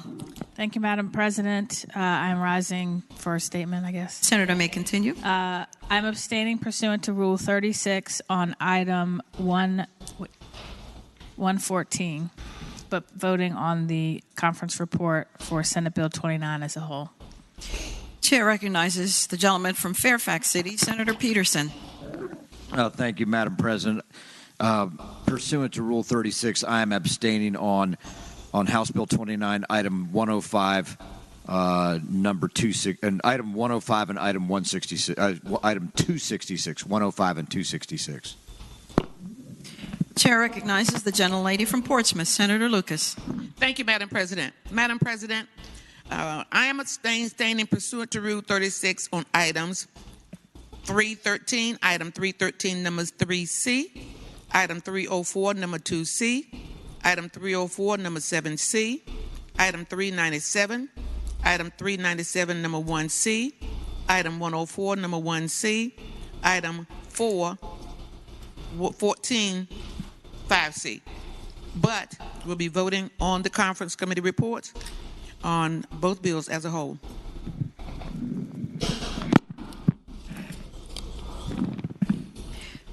Chair recognizes Senator Saravel, the gentleman from Eastern Fairfax County.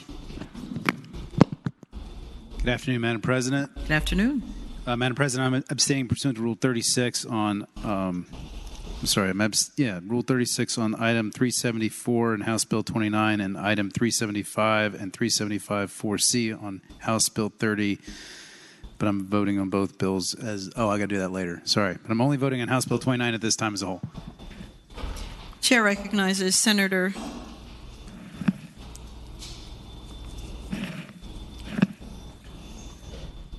The question is, shall the Conference Committee report on House Bill 29 be agreed to? All in favor of the motion will record their votes aye. Those opposed, no. Are the senators ready to vote? Have all the senators voted? Does any senator desire to change their vote? The clerk will close the roll. Ayes 35, noes 1. Ayes 35, noes 1. House Bill 29, the Conference Committee report is agreed to. Conference Committee report on House Bill 30. Chair recognizes again the gentlelady from Northern Fairfax, Senator Howell. Thank you, Madam President. I would like to move the adoption of the Conference Committee report on House Bill 30. Chair recognizes the gentlelady from Portsmouth, Senator Lucas. Thank you, Madam President. Madam President, I apologize, but I incorporated both 29 and 30 in the first motion. So, Madam President, I am abstaining pursuant to Rule 36 on items 304, number 2C, item 304, number 7C, item 397, item 397, number 1C, item 104, number 1C, and item 414, number 5C, and that is on House Bill 30, but I will be voting on the conference report as a whole. Chair recognizes Senator Saslaw, the senior senator from Fairfax County. Madam President, I'm abstaining pursuant to Senate Rule 36 on House Bill 30, item 136, number 7C, but we'll be voting on the rest of the bill as a whole. The gentlelady from Hampton, Senator Locke. Thank you, Madam President. I am abstaining pursuant to Rule 36 on item 295, but voting on the conference committee report on House Bill 30 as a whole. The gentleman from Hanover, Senator McDougall. Thank you, Madam President. Madam President, I am abstaining pursuant to Rule 36 on item 206, number 2C, item 304, number 17C, and item 4-14, number 4C, but voting on the conference committee report to House Bill 30 as a whole. The gentleman from Prince William, Senator McPike. Thank you, Madam President. Rising for the purpose of an abstention. Senator may continue. Thank you, Madam President. I'm standing pursuant to Rule 36 on item 386, number 6C, and item 486, but voting on the conference committee report on House Bill 30 as a whole. Thank you. A senior senator from Richmond City, Senator McClellan. Thank you, Madam President. I rise for abstention. Senator may continue. Madam President, I'm abstaining pursuant to Rule 36 to House Bill 30, item 115, 1C, but voting on the conference committee report as a whole. Chair recognizes Senator Peterson, the gentleman from Fairfax City. Thank you, Madam President. I rise for an abstention.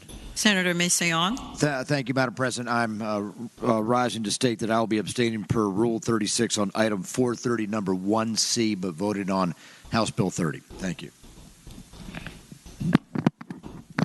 Senator Saravel, the gentleman from Eastern Fairfax County.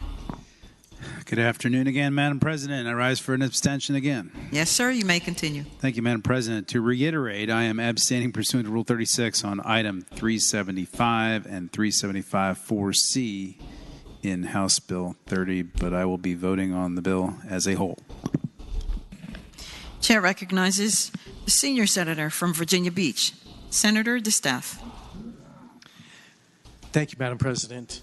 I'm abstaining pursuant to Rule 36 on item number 430, number 1C, item 114, number 3C, item 4-14, number 3C, and House Bill 30. Thank you very much. Senator Bath. No, Senator Dees, the gentleman from Bath. Ma'am, I rise reluctantly not to make an abstention, but to speak to the bill. The senator may continue. Madam President, ladies and gentlemen of the Senate, I intend to vote for this conference report, but I've got to express extreme disappointment. And frankly, I was mad when this was first cryptically leaked out over the internet. And I looked through the report and found things that I just didn't understand, like $100 million for lab schools or the money for resource officers, but particularly when it came to mental health. With the record surplus this year, we've had incredible opportunity. I thought we had incredible opportunity to invest in those who need it the most. And when we passed the Senate budget months ago now, I was just very delighted to vote yes, because we made record investments. But the time between the conference report, the time between our budget and this conference report was a period of retreat. And I want to give three examples in mental health, three very specific examples. In 2017, we started down the road of exploding the resources available at our community service boards for people that have needs. The program was called STEP Virginia. The idea was to take the list of mandated services from 2 to 10. It's a very expensive program. We knew it was going to be expensive. We knew it would take time to phase in. But this budget contained funding to complete the phase-in. What the House did is they replaced part of that funding with ARPA. Well, the ARPA money is great, but one thing I've learned in the years I've been in the Senate, and indeed the years I've been in the legislature, is you don't use one-time money to build into your baseline. If you do, you create an imbalanced budget. And that's exactly what we did with STEP Virginia. You know, I'm reminded that after the Virginia Tech tragedy, we put $42 million in mental health funding. All of that money disappeared within a couple of years after we were in recession. So this ARPA funding for STEP Virginia is going to require us to hold the line and work hard and know that the work that we thought was finished is not quite finished. The second thing is we all know that last year 5 of our psychiatric hospitals were shut down. And COVID made every problem we had worse. And our workforce deteriorated. Our workforce left us. It's hard work when you're dealing with people that are in crisis. There are assaults that occur every day.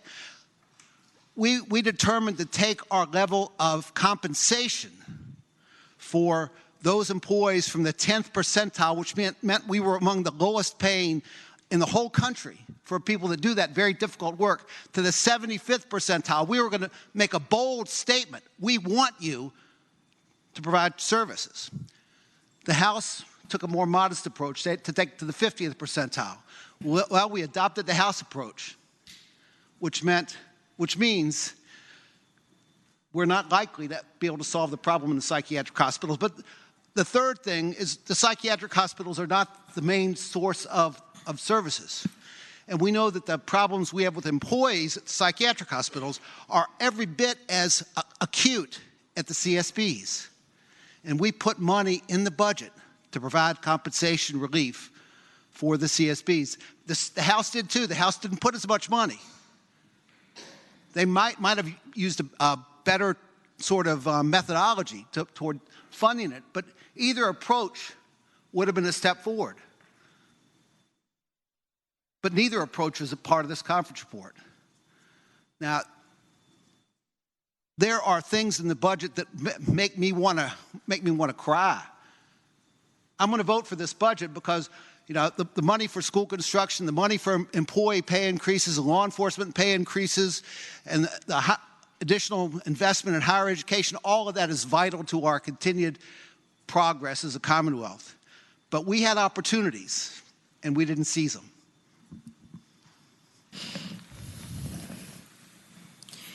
Chair recognizes Senator McClellan, senior senator from Richmond City. Thank you, Madam President. Speaking briefly to the bill. The senator has the floor. Thank you. Like the senator from Bath, overall, I think this is a very good budget, and there are lots of things in here I'm very proud of, and I think we have made great strides, particularly on K-12 education. While we don't go as far as we need to on mental health, we have made some progress on mental health services at our schools. We made historic investments in school construction and renovation. There are a couple of places where we legislate in the budget, and we've done that before. But I think it's pretty rare that we create new crimes in the budget. And process-wise, I'm very concerned that we've created new criminal penalties for marijuana, particularly when over the past 2 years, through 2 JLARC studies, through a bill that had a reenactment clause so that we made sure we weren't rushing. And many of you remember I stood up on the floor in the special session and brought the vote on the marijuana bill to a halt because I was concerned we were rushing and didn't know what we were voting on. But we had a lot of opportunity for public comment, and particularly to hear from those individuals and communities that have been disproportionately impacted by the war on drugs, that they have a meaningful opportunity to participate in a retail market, to benefit from a retail market, but also to unwind the war on drugs that has disproportionately impacted Black and brown communities. That did not happen with the item in this budget dealing with marijuana. There are new criminal penalties that did not go through a full process. Yes, They were in the Senate bill. Yes, the Senate bill went through hearings in finance and rehabilitation, but not courts. Last year, the bill went through courts when we added criminal penalties. We expected to get that bill back in some form from the House and still have an opportunity to vet it. That didn't happen because they chose to kill it. But a handful of people that didn't include a single member of the Legislative Black Caucus deciding new criminal penalties going forward with no real opportunity for public input is concerning to add criminal penalties. And I hope that that is not a process we choose to use in the future. And again, yes, I know we've legislated through the budget, but I think it's different when we're creating criminal penalties, and I hope we don't go down that path in the future. Thank you, Madam President. Chair recognizes the junior senator from Chesterfield, Senator Chase. Thank you, Madam President. I rise to speak to the bill, Senate Bill 30. The Senator, Ms. Sion. Thank you, Madam President. You know, the people of Virginia and in my district sent me here to get tax relief. Especially gas tax relief, and unfortunately, I'm not able to deliver on that. And in fact, the total revenue from both the general fund and non-general fund sources is about $166 billion over 2 years, which is a 17.5% increase over the last biennium budget. It's almost a 41% increase over 2018's budget, according to the analysis by the Thomas Jefferson Institute. Now, the question we always get is, where are we going to come up with the money to pay for it? Where are we going to get the money to pay for the gas tax relief? $10 million for financial aid for undocumented students, $16.4 million in the general fund for the Cannabis Control Authority operating budget, $3 million in the general fund for cannabis business loans, $5.4 billion for outstanding obligations of the Commonwealth Center for Advanced Manufacturing, $950,000 taxpayer money going towards an Artmobile, $125,000 going toward a Virginia Sports Hall of Fame, $1 million to the city of Richmond for the Slavery and Freedom Heritage Site, and the list goes on to include $481,000 toward Dolly Parton's Imagination Library for Kids. Madam President, while these may be very important issues for a lot of people in this room, I will tell you, for the constituents in my district that I represent, they would much prefer to have a full gas tax relief, and we did not pass that this time, and so I'm going to be a no vote. But I do appreciate the members coming together and working hard on the budget. Thank you. Chair recognizes Senator Surraville, the gentleman from Eastern Fairfax County. Thank you, Madam President. Speaking to the bill. The senator has the floor. Thank you, Madam President. And ladies and gentlemen, I appreciate the work that's gone into this, and certainly it's been a long time coming to get to this point. And I'll talk about that really quick at the end. But, you know, I felt the 13 years I've been here in either chamber, it seems to me like we never have had any money to spend. And if anything, we've been in a cutting mode. And I felt like the senator from Bath, that this budget presented a real historic opportunity for us to make a dent in what I view as a multi-decade problems. And while I'm going to vote for the budget, I feel like we really missed some opportunities. Just to give you an example, when I attended James Madison University, 1989, 1993, the state used to fund the state paid for 2/3 of my education. Today, the state only pays for 1/3. Chev has told me to plug that gap, it would cost about $900 million, basically what we send doing car tax relief every year, or about $100 million less than what we're refunding to taxpayers in this budget. In fact, this budget, with the tax cuts, not tax relief, the tax cuts that are in this budget, you could fund that entire difference, that entire 1/3 that we don't pay towards our in-state college tuition 4.5 times. I mean, these are the kinds of priorities, historic inequities, historic problems, historic failures to fund things I view that I think we're passing up. Before this session, our teacher salaries ranked 49th in America relative to the wealth in this country. And yeah, we've made a little bit of a dent in that by doing a 10% teacher pay increase. But remember, we are in an 8% inflationary environment, which means if we don't have a recession next year and we don't have to cut in the next budget, that maybe our teachers will get a 2% pay increase at the end of the day. So we're not really making up a lot of ground on these other states that have more money than we do and invest more in their education professionals than we do. We also haven't made any real progress on pre-K. There's a little bit of new pre-K money in this, but Virginia doesn't have a real pre-K program. And all the studies show that if you want to improve the education of your children, that's the best place to invest. We're way behind on that. We have over a $200 million state park maintenance backlog. Michigan funded their entire state park maintenance backlog with their ARPA funds.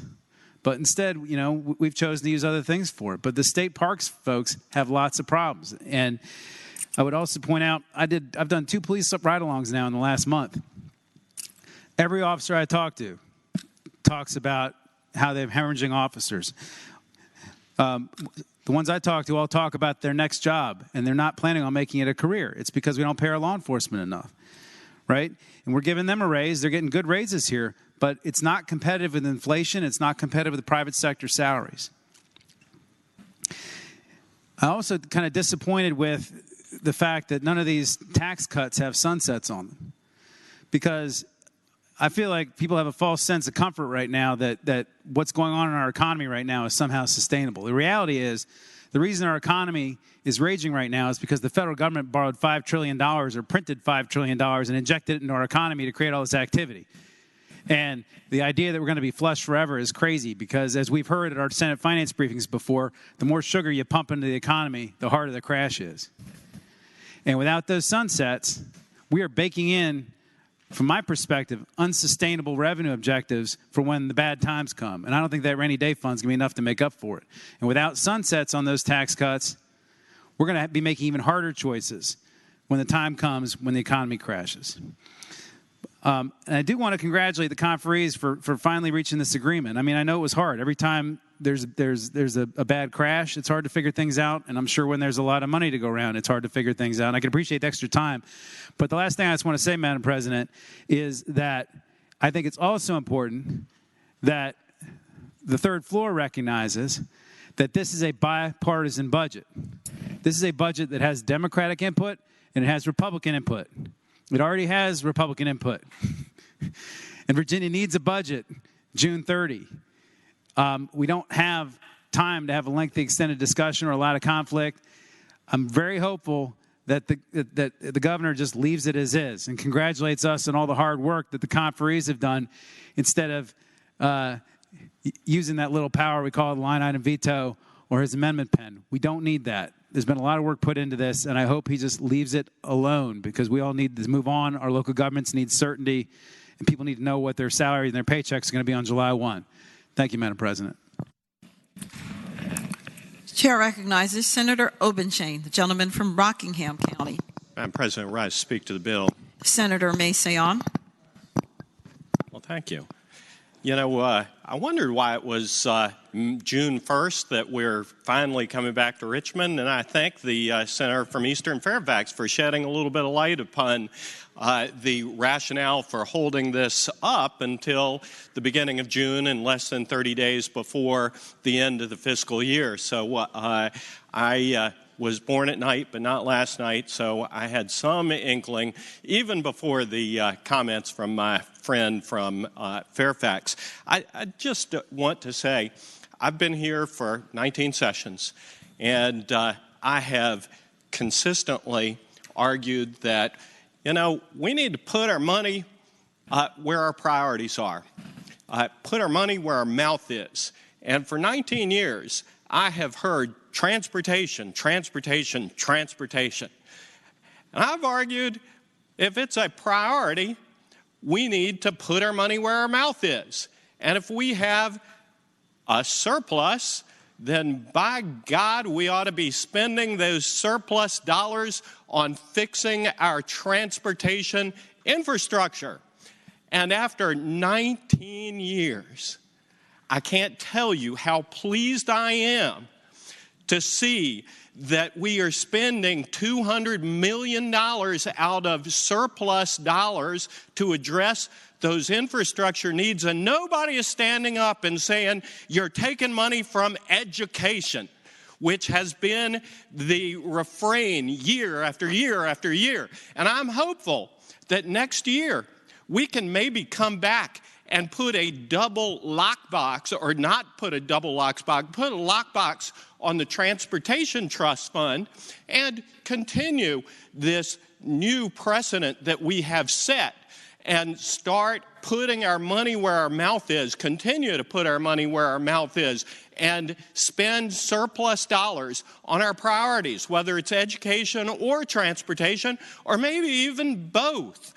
My disappointment this year is that, we've been talking about improvements to Interstate 81, and as a matter of fact, one of the, I think, the signal accomplishments of the last administration was working across the aisle, working with members from the I-81 corridor to figure out a way that we can dedicate some of our own money on improving the transportation infrastructure along the western part of this state. And, I didn't love the way that we did it. I don't love the way that that money was raised, but it was raised. And this year, we decided to spend those surplus dollars, but we're spending it on a section of Interstate 64 exclusively. Some of that section, I heard, doesn't even have its own source of funding. Some of it does, but not all of it does. Out in Western Virginia, when I got here, we were being told, yeah, we'll improve Interstate 81, but don't expect us to do what we're doing in Northern Virginia or in Hampton Roads. Don't expect us to spend, state tax dollars. You guys spend it yourself. We're gonna impose $90 tolls on Interstate 81 with Star Solutions, and y'all can pay for your own transportation improvements. Thankfully, that was rejected. I'm glad that we have broken the precedent. I'm glad that the seal is broken. And next year, I hope we have a surplus next year. I hope that we will continue to put our money where our mouth is and address these transportation infrastructure issues with those surplus dollars if they really are important. I am glad to see the money being spent on public safety. They've had a tough few years. Our law enforcement officers, our corrections officers across the state, they get too little thanks, too little recognition, and too little support. And I'm glad to see that we're making some progress in making the salaries for those positions competitive. I've been here through thick and thin. Some years where we have too little money. Some years where we have too much money. And today, I've enjoyed sitting here, and listening to some of my colleagues talk about the problems of having too much money. If we fight over anything more than having too little money, it's over having too much money. I just wish that in this period of excess, that in addition to putting our money where our mouth is on transportation, that we really took advantage of the opportunity to help the people of this Commonwealth who are really struggling with their day-to-day needs, putting food on their table, finding baby formula to feed their families, paying for gasoline. We don't have areas where I live where you can walk to work very easily, or where you can get on a bus and take the bus to work. People in Page County, they got to drive to Northern Virginia up Route 340. Gasoline is killing them. It is killing them. It is so hard for a working family to support themselves that with $16 billion budget surpluses, I'm grateful for the $4 billion of tax relief that's been afforded here. But we've got an opportunity, had an opportunity to help these families struggling with inflation, with the increasing cost of food, with the increasing cost of gasoline. And I wish we could do more, and I wish we were doing more with this budget to help those families make ends meet right now.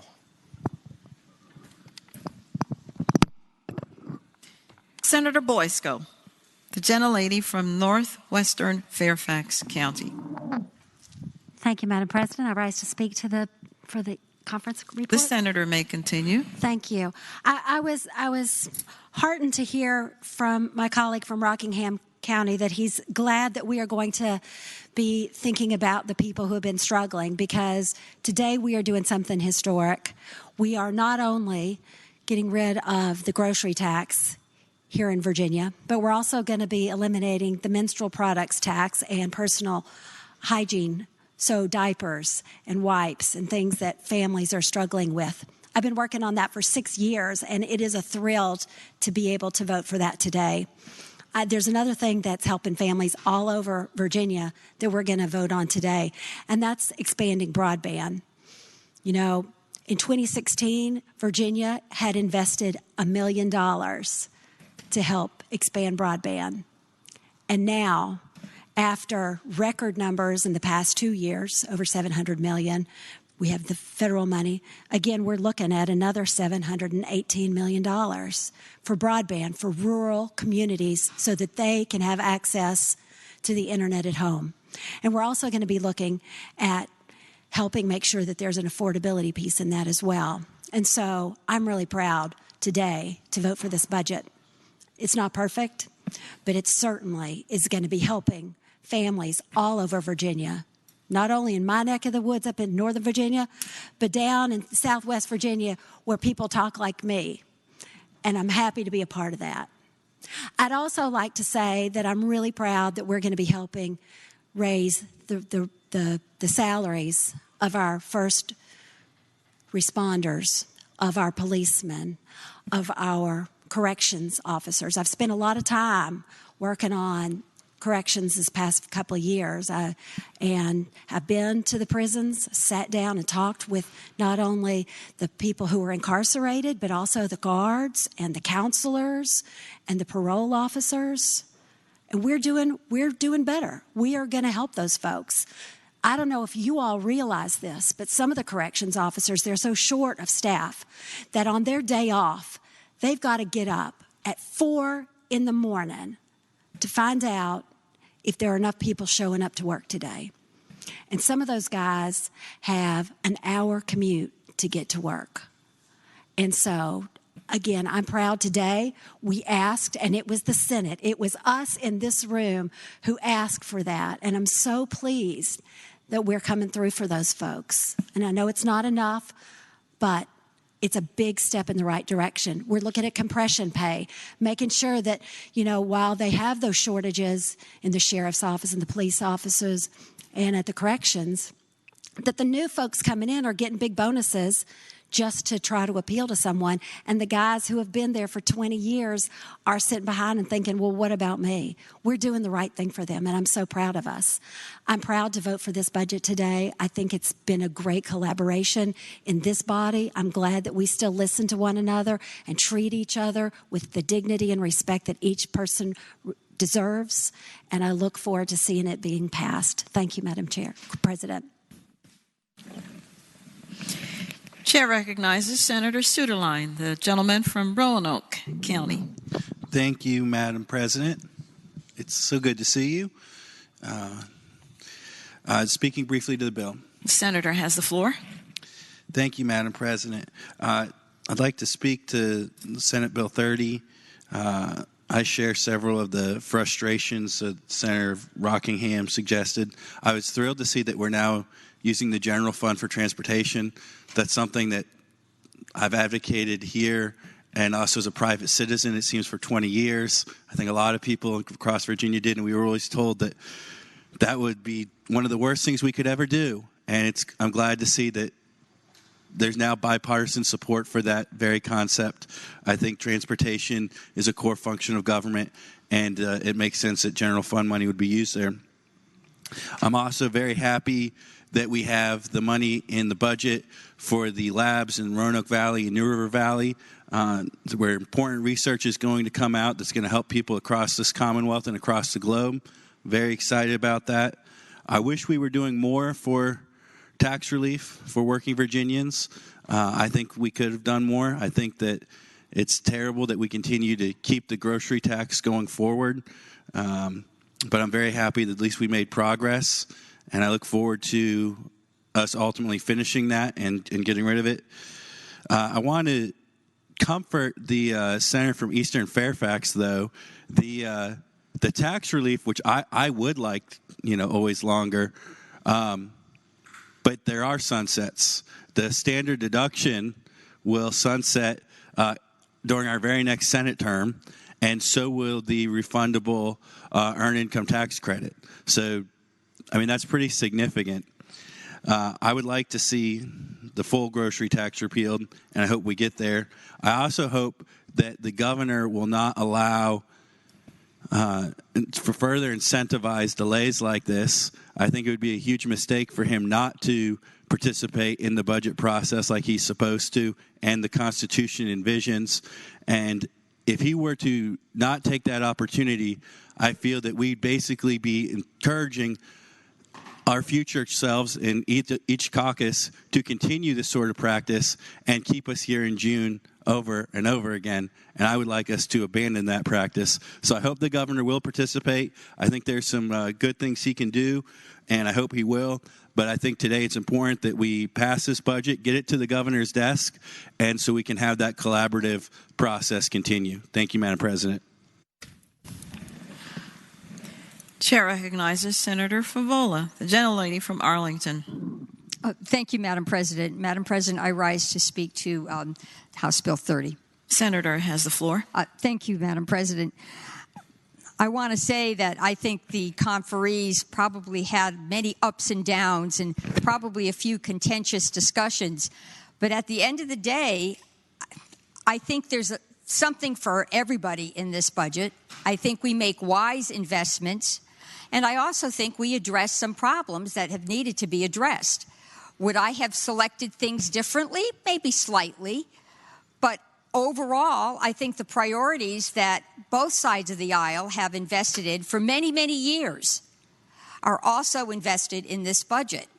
And I'll just name a couple, and I want to focus on our children, especially our more vulnerable children, and higher education. For many years, Virginia has been listed, I think, 5th, according to Forbes magazine, as having the best K-12 education system, the best academic outcomes. And we have funded our public education system, and overall, it has produced. And I think we build on our successes. I'd like us one day to have universal early childhood education. This bill doesn't get us to universal early preschool, but we're making great strides. Actually, we increased slots for 3-year-olds considerably. We put money into our workforce development for early childhood educators. And most importantly, we have extended the pool of individuals who will be eligible for affordable child care up to 85% of the state's median income. And that will make a difference. We still have women who have not yet entered the workforce because they're recovering from COVID, or they've had other challenges, family challenges that they've had to address, and making child care more affordable to a wider range of people is a big deal. We're also doing benchmarking for our Virginia Preschool Initiative, so hopefully overall the state will be able to increase that subsidy as we go forward. So these are really good things. And then our add-on at-risk formula that goes to schools that have high percentages of children on free and reduced lunch has considerably been increased. And I think that makes a real difference. We all know that communities may not have all the resources equitably. So if a community doesn't have resources, having those resources in our schools and making sure that our children really do have a range of services is how we build our intellectual capital for tomorrow. And lastly, I just want to say we're putting $100 million in the higher education budget that we talk about student affordability. Well, we want to ensure that more and more of our students can afford college. One of our cornerstones of a great economy is having an educated workforce. And as we all know, we have to go beyond high school these days. You have to get a certificate. You have to go for a 2-year degree or 4-year degree. We want to encourage that. We want to help you do that because we will reap the benefits. So I will conclude by saying kudos to the conferees. Thank you for all your hard work. I can see that it clearly is a bipartisan effort. I do hope the governor finds it as appealing as many of us do. And I would have to echo a comment made earlier that maybe perhaps the governor will decide to just sign off on this budget and not use a line item veto, but we'll see. With those remarks, Madam President, I do hope that House Bill 30 passes. Thank you. Chair recognizes the junior senator from Richmond City, Senator Morrissey.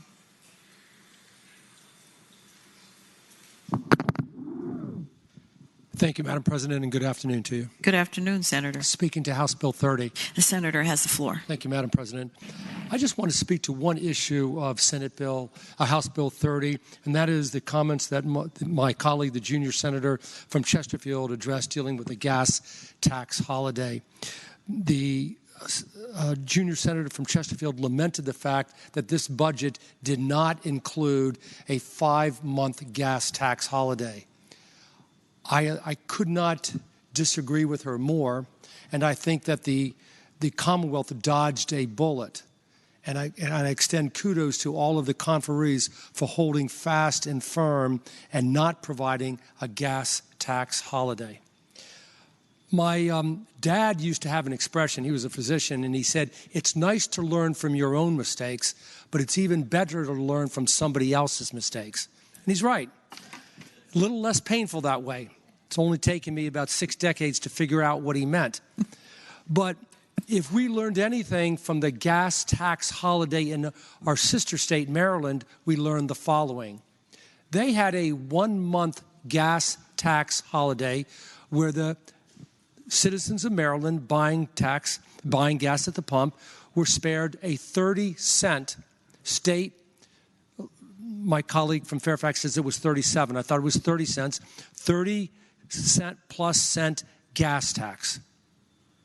So that went into effect for 1 month. It was a lovely idea, a gas tax holiday for 1 month. And when it was passed, with overwhelming fanfare, the next day at the pump, guess how much that pump price went down? Nothing. The next day, nothing. The next day, nothing. And the comptroller of Maryland wrote to every single gas station operator and said, at the risk of losing your license to sell petroleum products, you better lower that price, consistent with Maryland's gas tax holiday. But you know what was happening? The money, that gas tax in Maryland, never got lowered. It went into the pockets of the gas manufacturers. They reaped the benefits. Over that 30-day period, the average reduction at the pump in Maryland was not the 30 cents that the state proposed and legislated, 1.25 cents. So if we've done this in Virginia, we have a 26-cent gas tax. Had we done this, you know what we would have done? We would have made the gas manufacturers even more wealthy. And it would have cost the Commonwealth $100 million a month, times 5, $500 million. So again, and with all sincerity and all respect, I thank the conferees on both sides for holding fast and not giving into it, because it sounded so nice. And you could go out on the hustings and you could campaign and say, look what I did. I got you a gas tax. and it would have been utter folly because it would not have been reflected in our decrease at the pump. So thank you for doing that, and I too, like my seatmate and others who have spoken, will be supporting HB 30. Chair recognizes Senator McDougall, the gentleman from Hanover. Thank you, Madam President. Madam President, rising to speak to House Bill 30 briefly. The senator has the floor. Thank you, Madam President.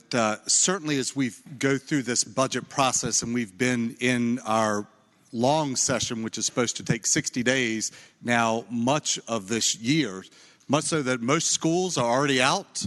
My daughter still has 2 more weeks to go, but we're still here before we get to the end. And as we go through, there are a number of positive things in this budget, as in every budget, but I want to take a different approach than the gentleman from Eastern Fairfax, and I want to invite the governor to send us some amendments, to look at some line item vetoes, to make some suggestions. Whether his approach to dealing with the astronomical increase in gas prices is the one that the gentleman from Richmond just indicated was not the best approach in Maryland, whether we can deal with it another way, there are some serious issues that still need to be dealt with. In my area, people struggle with the fact that they have to drive 40, 50, 60 miles each way just to get to work. The increase in gas prices this year has been astronomical, over $1. People who are working in transportation areas that have to pay diesel are over $5.50 a gallon. Watermen who have to go out on the river, and they have to do it when the opportunity is there, it is incredibly expensive just for them to operate their boat.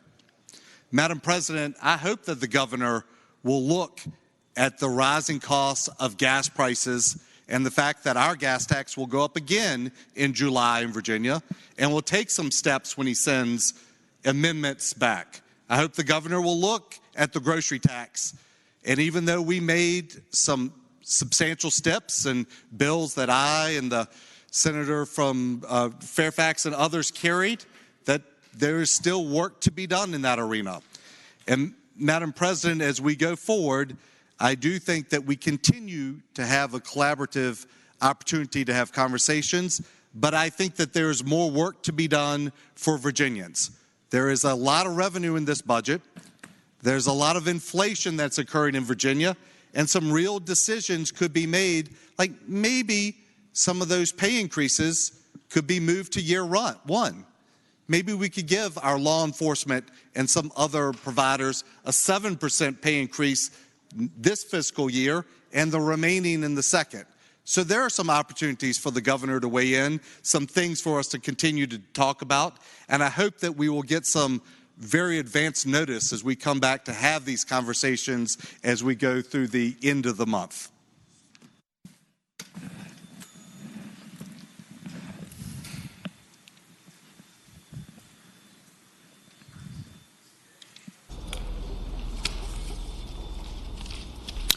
The question is, shall the conference committee report on House Bill 30 be agreed to? All in favor of the motion will record their votes aye. Those opposed, no. Are the senators ready to vote? Have all the senators voted? Does any senator desire to change their vote? The clerk will close the roll. Ayes 31, noes 4. Ayes 31, noes 4. Chair recognizes the gentleman from Bedford, Senator Newman. Madam President, having voted on the prevailing side by which the conference committee report on House Bill 30 was agreed to, I move that we reconsider that vote. The question is, shall the vote by which House Bill 30 passed be reconsidered? Those in favor of the motion will record their votes aye. Those opposed, no. Are the senators ready to vote? Have all the senators voted? Does any senator desire to change their vote? The clerk will close the roll. Ayes 36, no 0. Ayes 36, no 0. The motion is agreed to. The bill is being reconsidered. Chair again calls on Senator Howell, the gentlelady from northern Fairfax County. Thank you, Madam President. Having previously been explained, I would move that House Bill 30 pass. The Conference Committee report be adopted. Question is, shall the Conference Committee report on House Bill 30 be agreed to? Again, those in favor of the motion will record their votes aye. Those opposed, no. Are the senators ready to vote? Have all the senators voted? Does any senator desire to change their vote? The clerk will close the roll. Ayes 32, noes 4. Ayes 32, noes 4. House Bill 30 is agreed to. Turning to page 15, memorial resolutions. Chair calls on Senator Saslaw, the senior senator from Fairfax County.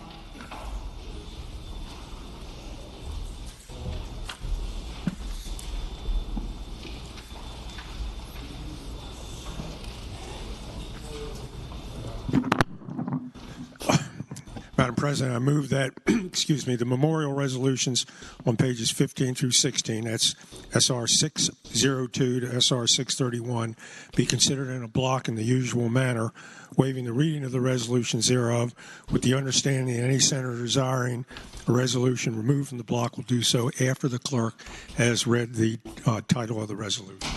The question is, shall the 9 memorial resolutions on pages 15 through 16, Senate Resolution 602 through Senate Resolution 631, be considered in the block in the usual manner, waiving the reading of the resolutions, with the understanding that any senator desiring a resolution removed from the block will do so after the clerk has read the title of the resolution. All in favor of the motion will say aye. Those opposed, no. The ayes have it. The motion is agreed to. The resolutions are before us in the block. The clerk will now read the titles of the memorial resolutions. Senate Resolution 602, celebrating the life of James Brinkley Chapman. Senate Resolution 606, celebrating the life of Officer Trey Marshall Sutton. Senate Resolution 608, celebrating the life of Officer Caleb Daniel Ogilvy. Senate Resolution 613, celebrating the life of Robert Mark Succo. Senate Resolution 614, celebrating the life of Robert Jordan Bergstresser. Senate Resolution 624, celebrating the life of Joseph Buford Tompkins, Jr. Senate Resolution 629, celebrating the life of the Reverend Robert L. Knock. Senate Resolution 630, celebrating the life of Catherine Augustine Becker, D.O. Senate Resolution 631, celebrating the life of Robin Rich Coates. The resolutions will be agreed to in the usual manner. All those in favor of agreeing to the memorial resolutions, please rise.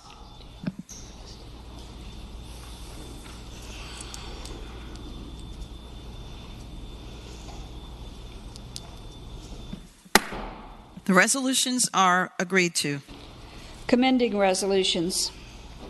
Chair calls on the senior senator from Fairfax County, Senator Saslaw. Thank you. Madam President, I move the commending resolutions on pages 16 through 22, that's SR 603 through 643, be considered in the block by voice vote, waiving the reading of the resolutions, with the understanding any senator desiring to remove resolution in the block, please do so after the clerk has read the number of the resolution. The question is, shall the commending resolutions on pages 16 through 20, 33 of them, Senate Resolution 603 through Senate Resolutions 643 be considered in the block by a voice vote, waiving the reading of the resolutions with the understanding that any senator desiring a resolution removed from the block will do so after the clerk has read the number of the resolution. All in favor of the motion will say aye. Those opposed, no. The ayes have it. The motion is agreed to. The resolutions are before us in the block. The clerk will now read the numbers of the resolutions. Senate resolutions 603, 604, 605, 607, 609, 610, 611, 612, 615, 616, 617, 618, 619, 620, 621, 622, 623, 625, 626, 627, 628, 632, 633, 634, 635, 636, 637, 638, 639, 640, 641, 642, 643. The question is, shall the resolutions be agreed to? All in favor of agreeing to the resolutions will say aye. Those opposed, no. The resolutions are agreed to. Supplemental calendar number 1. Memorial resolutions. We are now in the blue calendar. Chair calls on the senior senator from Fairfax County, Senator Saslaw.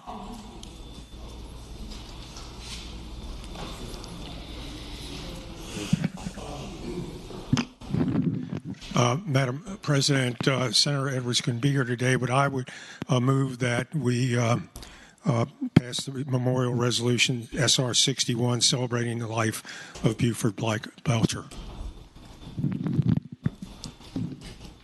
The question is, shall Senate Resolution 651 be agreed to? All those in favor of agreeing to the memorial, please rise.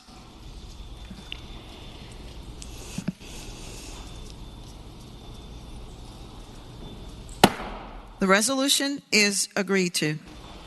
Chair again calls on Senator Saslaw. The commending resolutions on pages 1 through 2, that's SR 644 through SR 652, be considered in the block by a voice vote, waiving the reading of the resolutions with the understanding that any senator desiring a resolution to be removed from the block, please do so after the clerk has read the number of the resolution. There are 8 resolutions. The question is, shall the commending resolutions on pages 1 and 2, Senate Resolution 644 through 652, be considered in the block by voice vote, waiving the reading of the resolutions with the understanding that any senator desiring a resolution removed from the block will do so after the clerk has read the number of the resolution. All in favor of the motion will say aye. Those opposed, no. The ayes have it. The motion is agreed to. The resolutions are before us in the block. The clerk will now read the number of the resolutions. Senate resolutions 644, 645, 646, 647, 648, 649, 650, 652. The question is, shall the resolutions be agreed to? All in favor of agreeing to the resolutions will say aye. Aye. Those opposed, no. The resolutions are agreed to.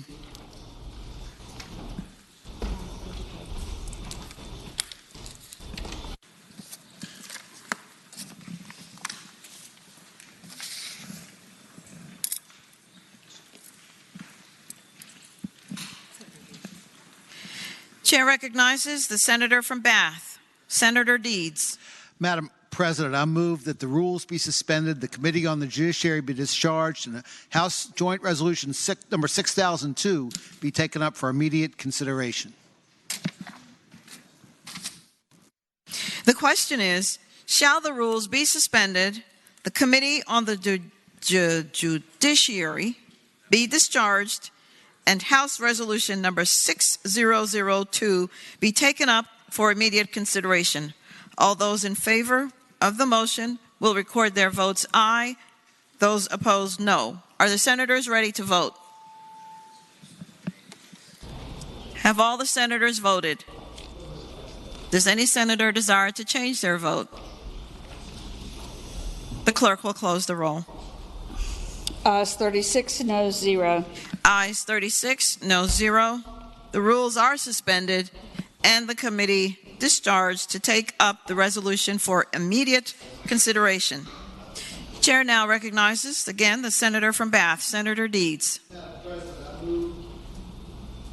Apologize. Madam President, I move that the resolution be agreed to. The question is, shall the resolution be agreed to?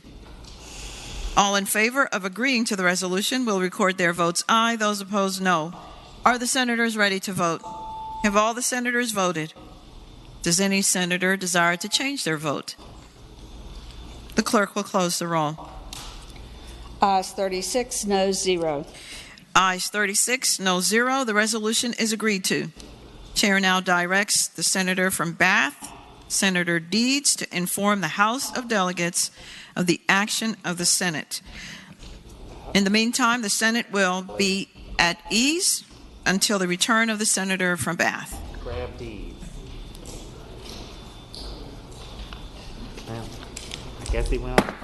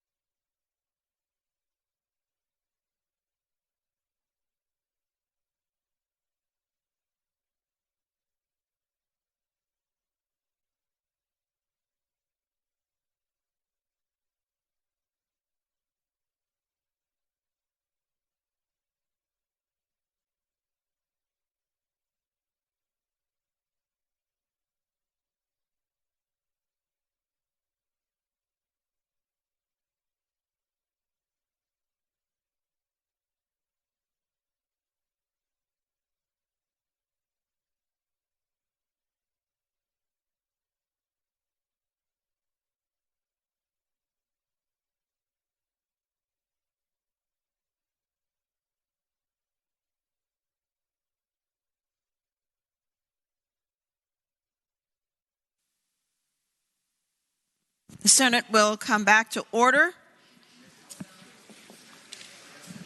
It is now time for the joint order for certain judicial elections, and the Senate on its part is ready to proceed with the execution of House Joint Resolution number 6002.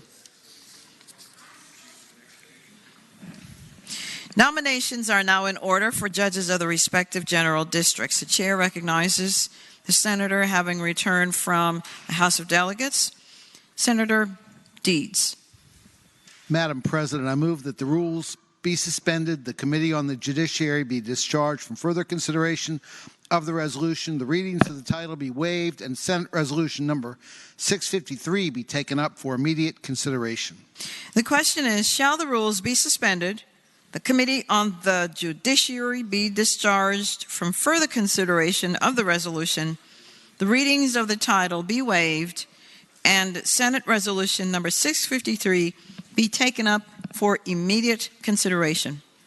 All in favor of the motion will record their votes aye. Those opposed, no. Are the senators ready to vote? Have all the senators voted? Does any senator desire to change their vote? The clerk will close the roll. Ayes 36, noes 0. Ayes 36, no 0.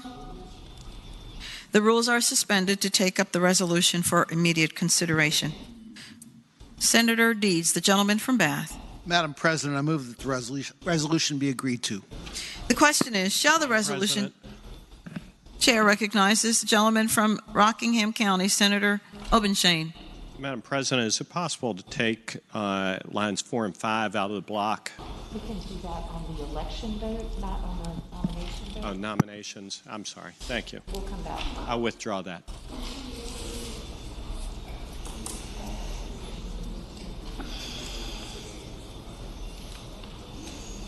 Putting the question again, the question is, shall the resolution be agreed to? All in favor of the motion will say aye. Those opposed, no. Those opposed, no. The ayes have it. The resolution is agreed to. Chair now directs the senator from Bath, Senator Deeds, to inform the House of Delegates of the nominations that have been made by the Senate.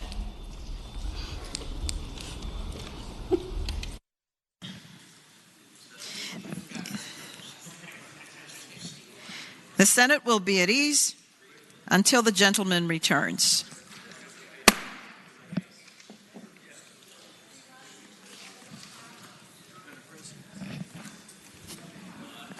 Move that we adjourn in this gentleman's honor. He passed away yesterday. James Statham. Did you already? I'm going to tell him right now.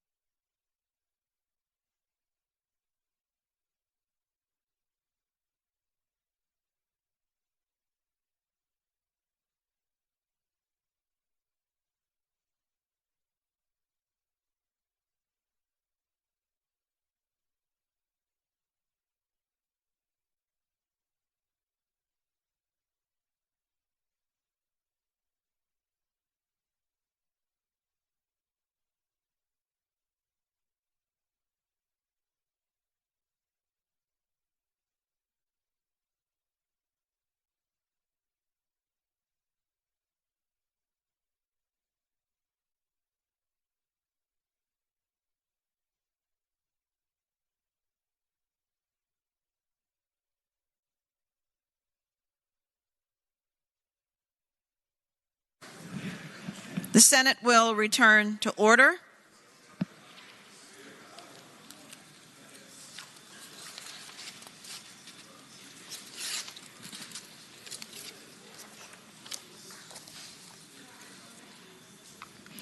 Pursuant to the joint order, it is now in order that the roll be called. We are going to separate the lines 4 and 5 of Senate Resolution number 653 and lines 6 and 7. They will be voted on separately. Therefore, the question is, all in favor of the nominee of the Senate on lines 4 and 5 as named by the Senate Resolution 653 to be a judge will record their votes aye and those opposed no. Are the senators ready to vote? Have all the senators voted? Does any senator desire to change their vote?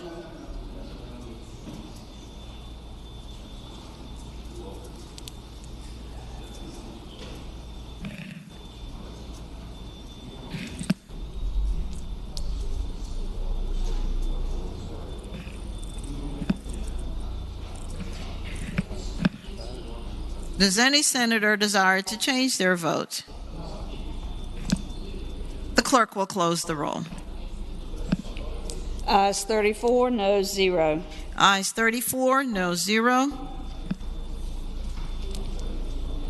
The motion is agreed to.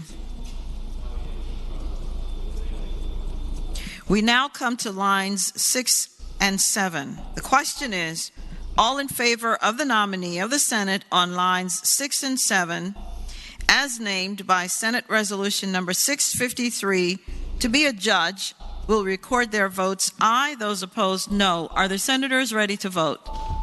Have all the senators voted? Does any senator desire to change their vote? The clerk will close the roll. Ayes 36, noes 0. Ayes 36, no 0. The motion is agreed to. The chair now appoints Senators Surville, McClellan, and Peake, the committee on the part of the Senate, to count and report the vote of each House in each case. The Senate will stand at ease until the committee returns.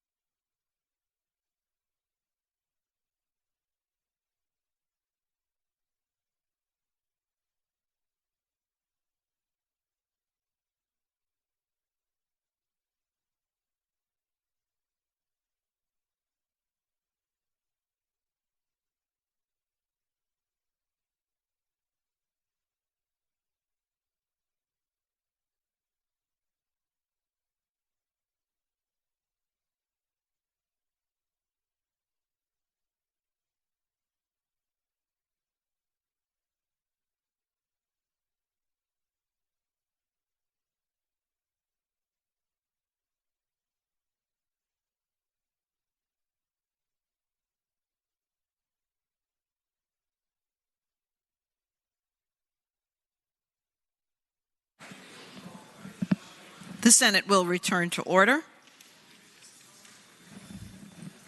The joint order under House Joint Resolution number 6002 will be resumed. The clerk will read the report of the committee to count the vote. Madam President. Chair recognizes the gentleman from Bath, Senator Deeds. I move that the reading of the report be waived. I'm sorry. Other people have said they want to hear it, so I'll withdraw that motion. So understood, Senator. Do we have it? The clerk may continue. The number of votes necessary to elect: in the House of Delegates 51, in the Senate 21. In the General District, Elides, the 6th Judicial District, House 59 votes, Senate 34. Holleran, 19th Judicial District, House 91, Senate 36. First time I've ever read one of these reports.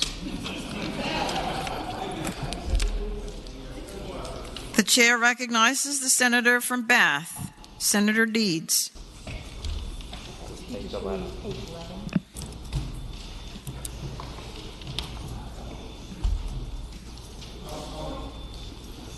Page 11. Again? No, sir. I read it. Yeah, got it. What's that? She just needs. Those named in the report as having received the vote of a majority of the members elected to each house of the General Assembly are declared duly elected as judges of the respective General District Courts for the term that have been set forth.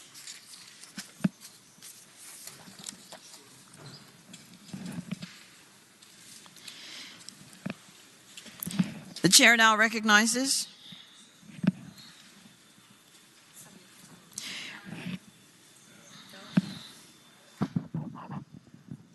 the gentleman from Loudoun, Senator Bell. Thank you, Madam President. I ask for a brief point of personal privilege and a motion, if I could return the morning hour. The Senate will be at ease, Senator. 1 second.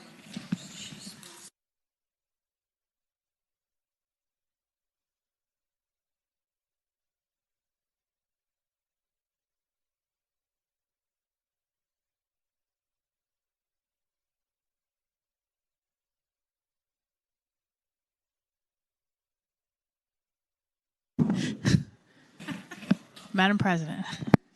We're trying to finish the calendar, Senators. Sorry for the delay. Senator McClellan, the senior senator from Richmond City. Thanks, Madam President. I rise to request that on page 12, Senate Bill 471, that we request a second committee on conference. The question is, shall the Senate insist on its amendment to House Bill 471 and respectfully request a committee of conference on the bill? All in favor of the motion, please record their votes aye. Those opposed, no. Are the senators ready to vote? Have all the senators voted? Does any senator desire to change their vote? The clerk will close the roll. Ayes 35, noes 0. Ayes 35, no 0. The Senate insists on its amendment and requests a committee of conference on the bill. Conferees on the part of the Senate are Senators McClellan, Pillion, and Hashmi.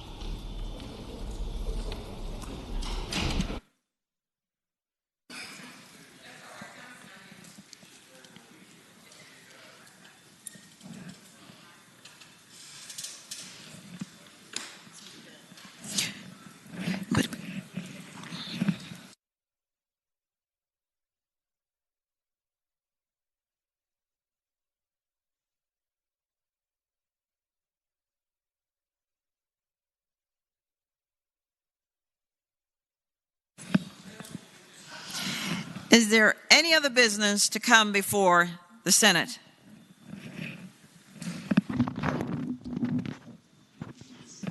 The chair now recognizes the senior senator from Fairfax County, Senator Saslaw. Thank you, Madam President. I would inquire of the clerk, does that complete the calendar for today? Thank you. Chair recognizes Senator Bell, the gentleman from Loudoun. Thank you, Madam President. I rise for a brief point of personal privilege and a motion. The senator has the floor.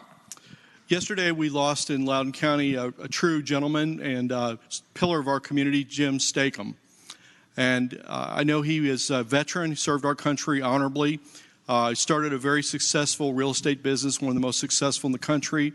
Had a number of charities he supported, and was just a dear friend to us. So on behalf of, I know Senator Boysko, who's also close to Mr. Stakem, Jim, and his wife Phyllis, just want to extend our heartfelt condolences and ask that today, on behalf of the Senate and the Loudoun delegation, that when we adjourn in honor of James Stakem.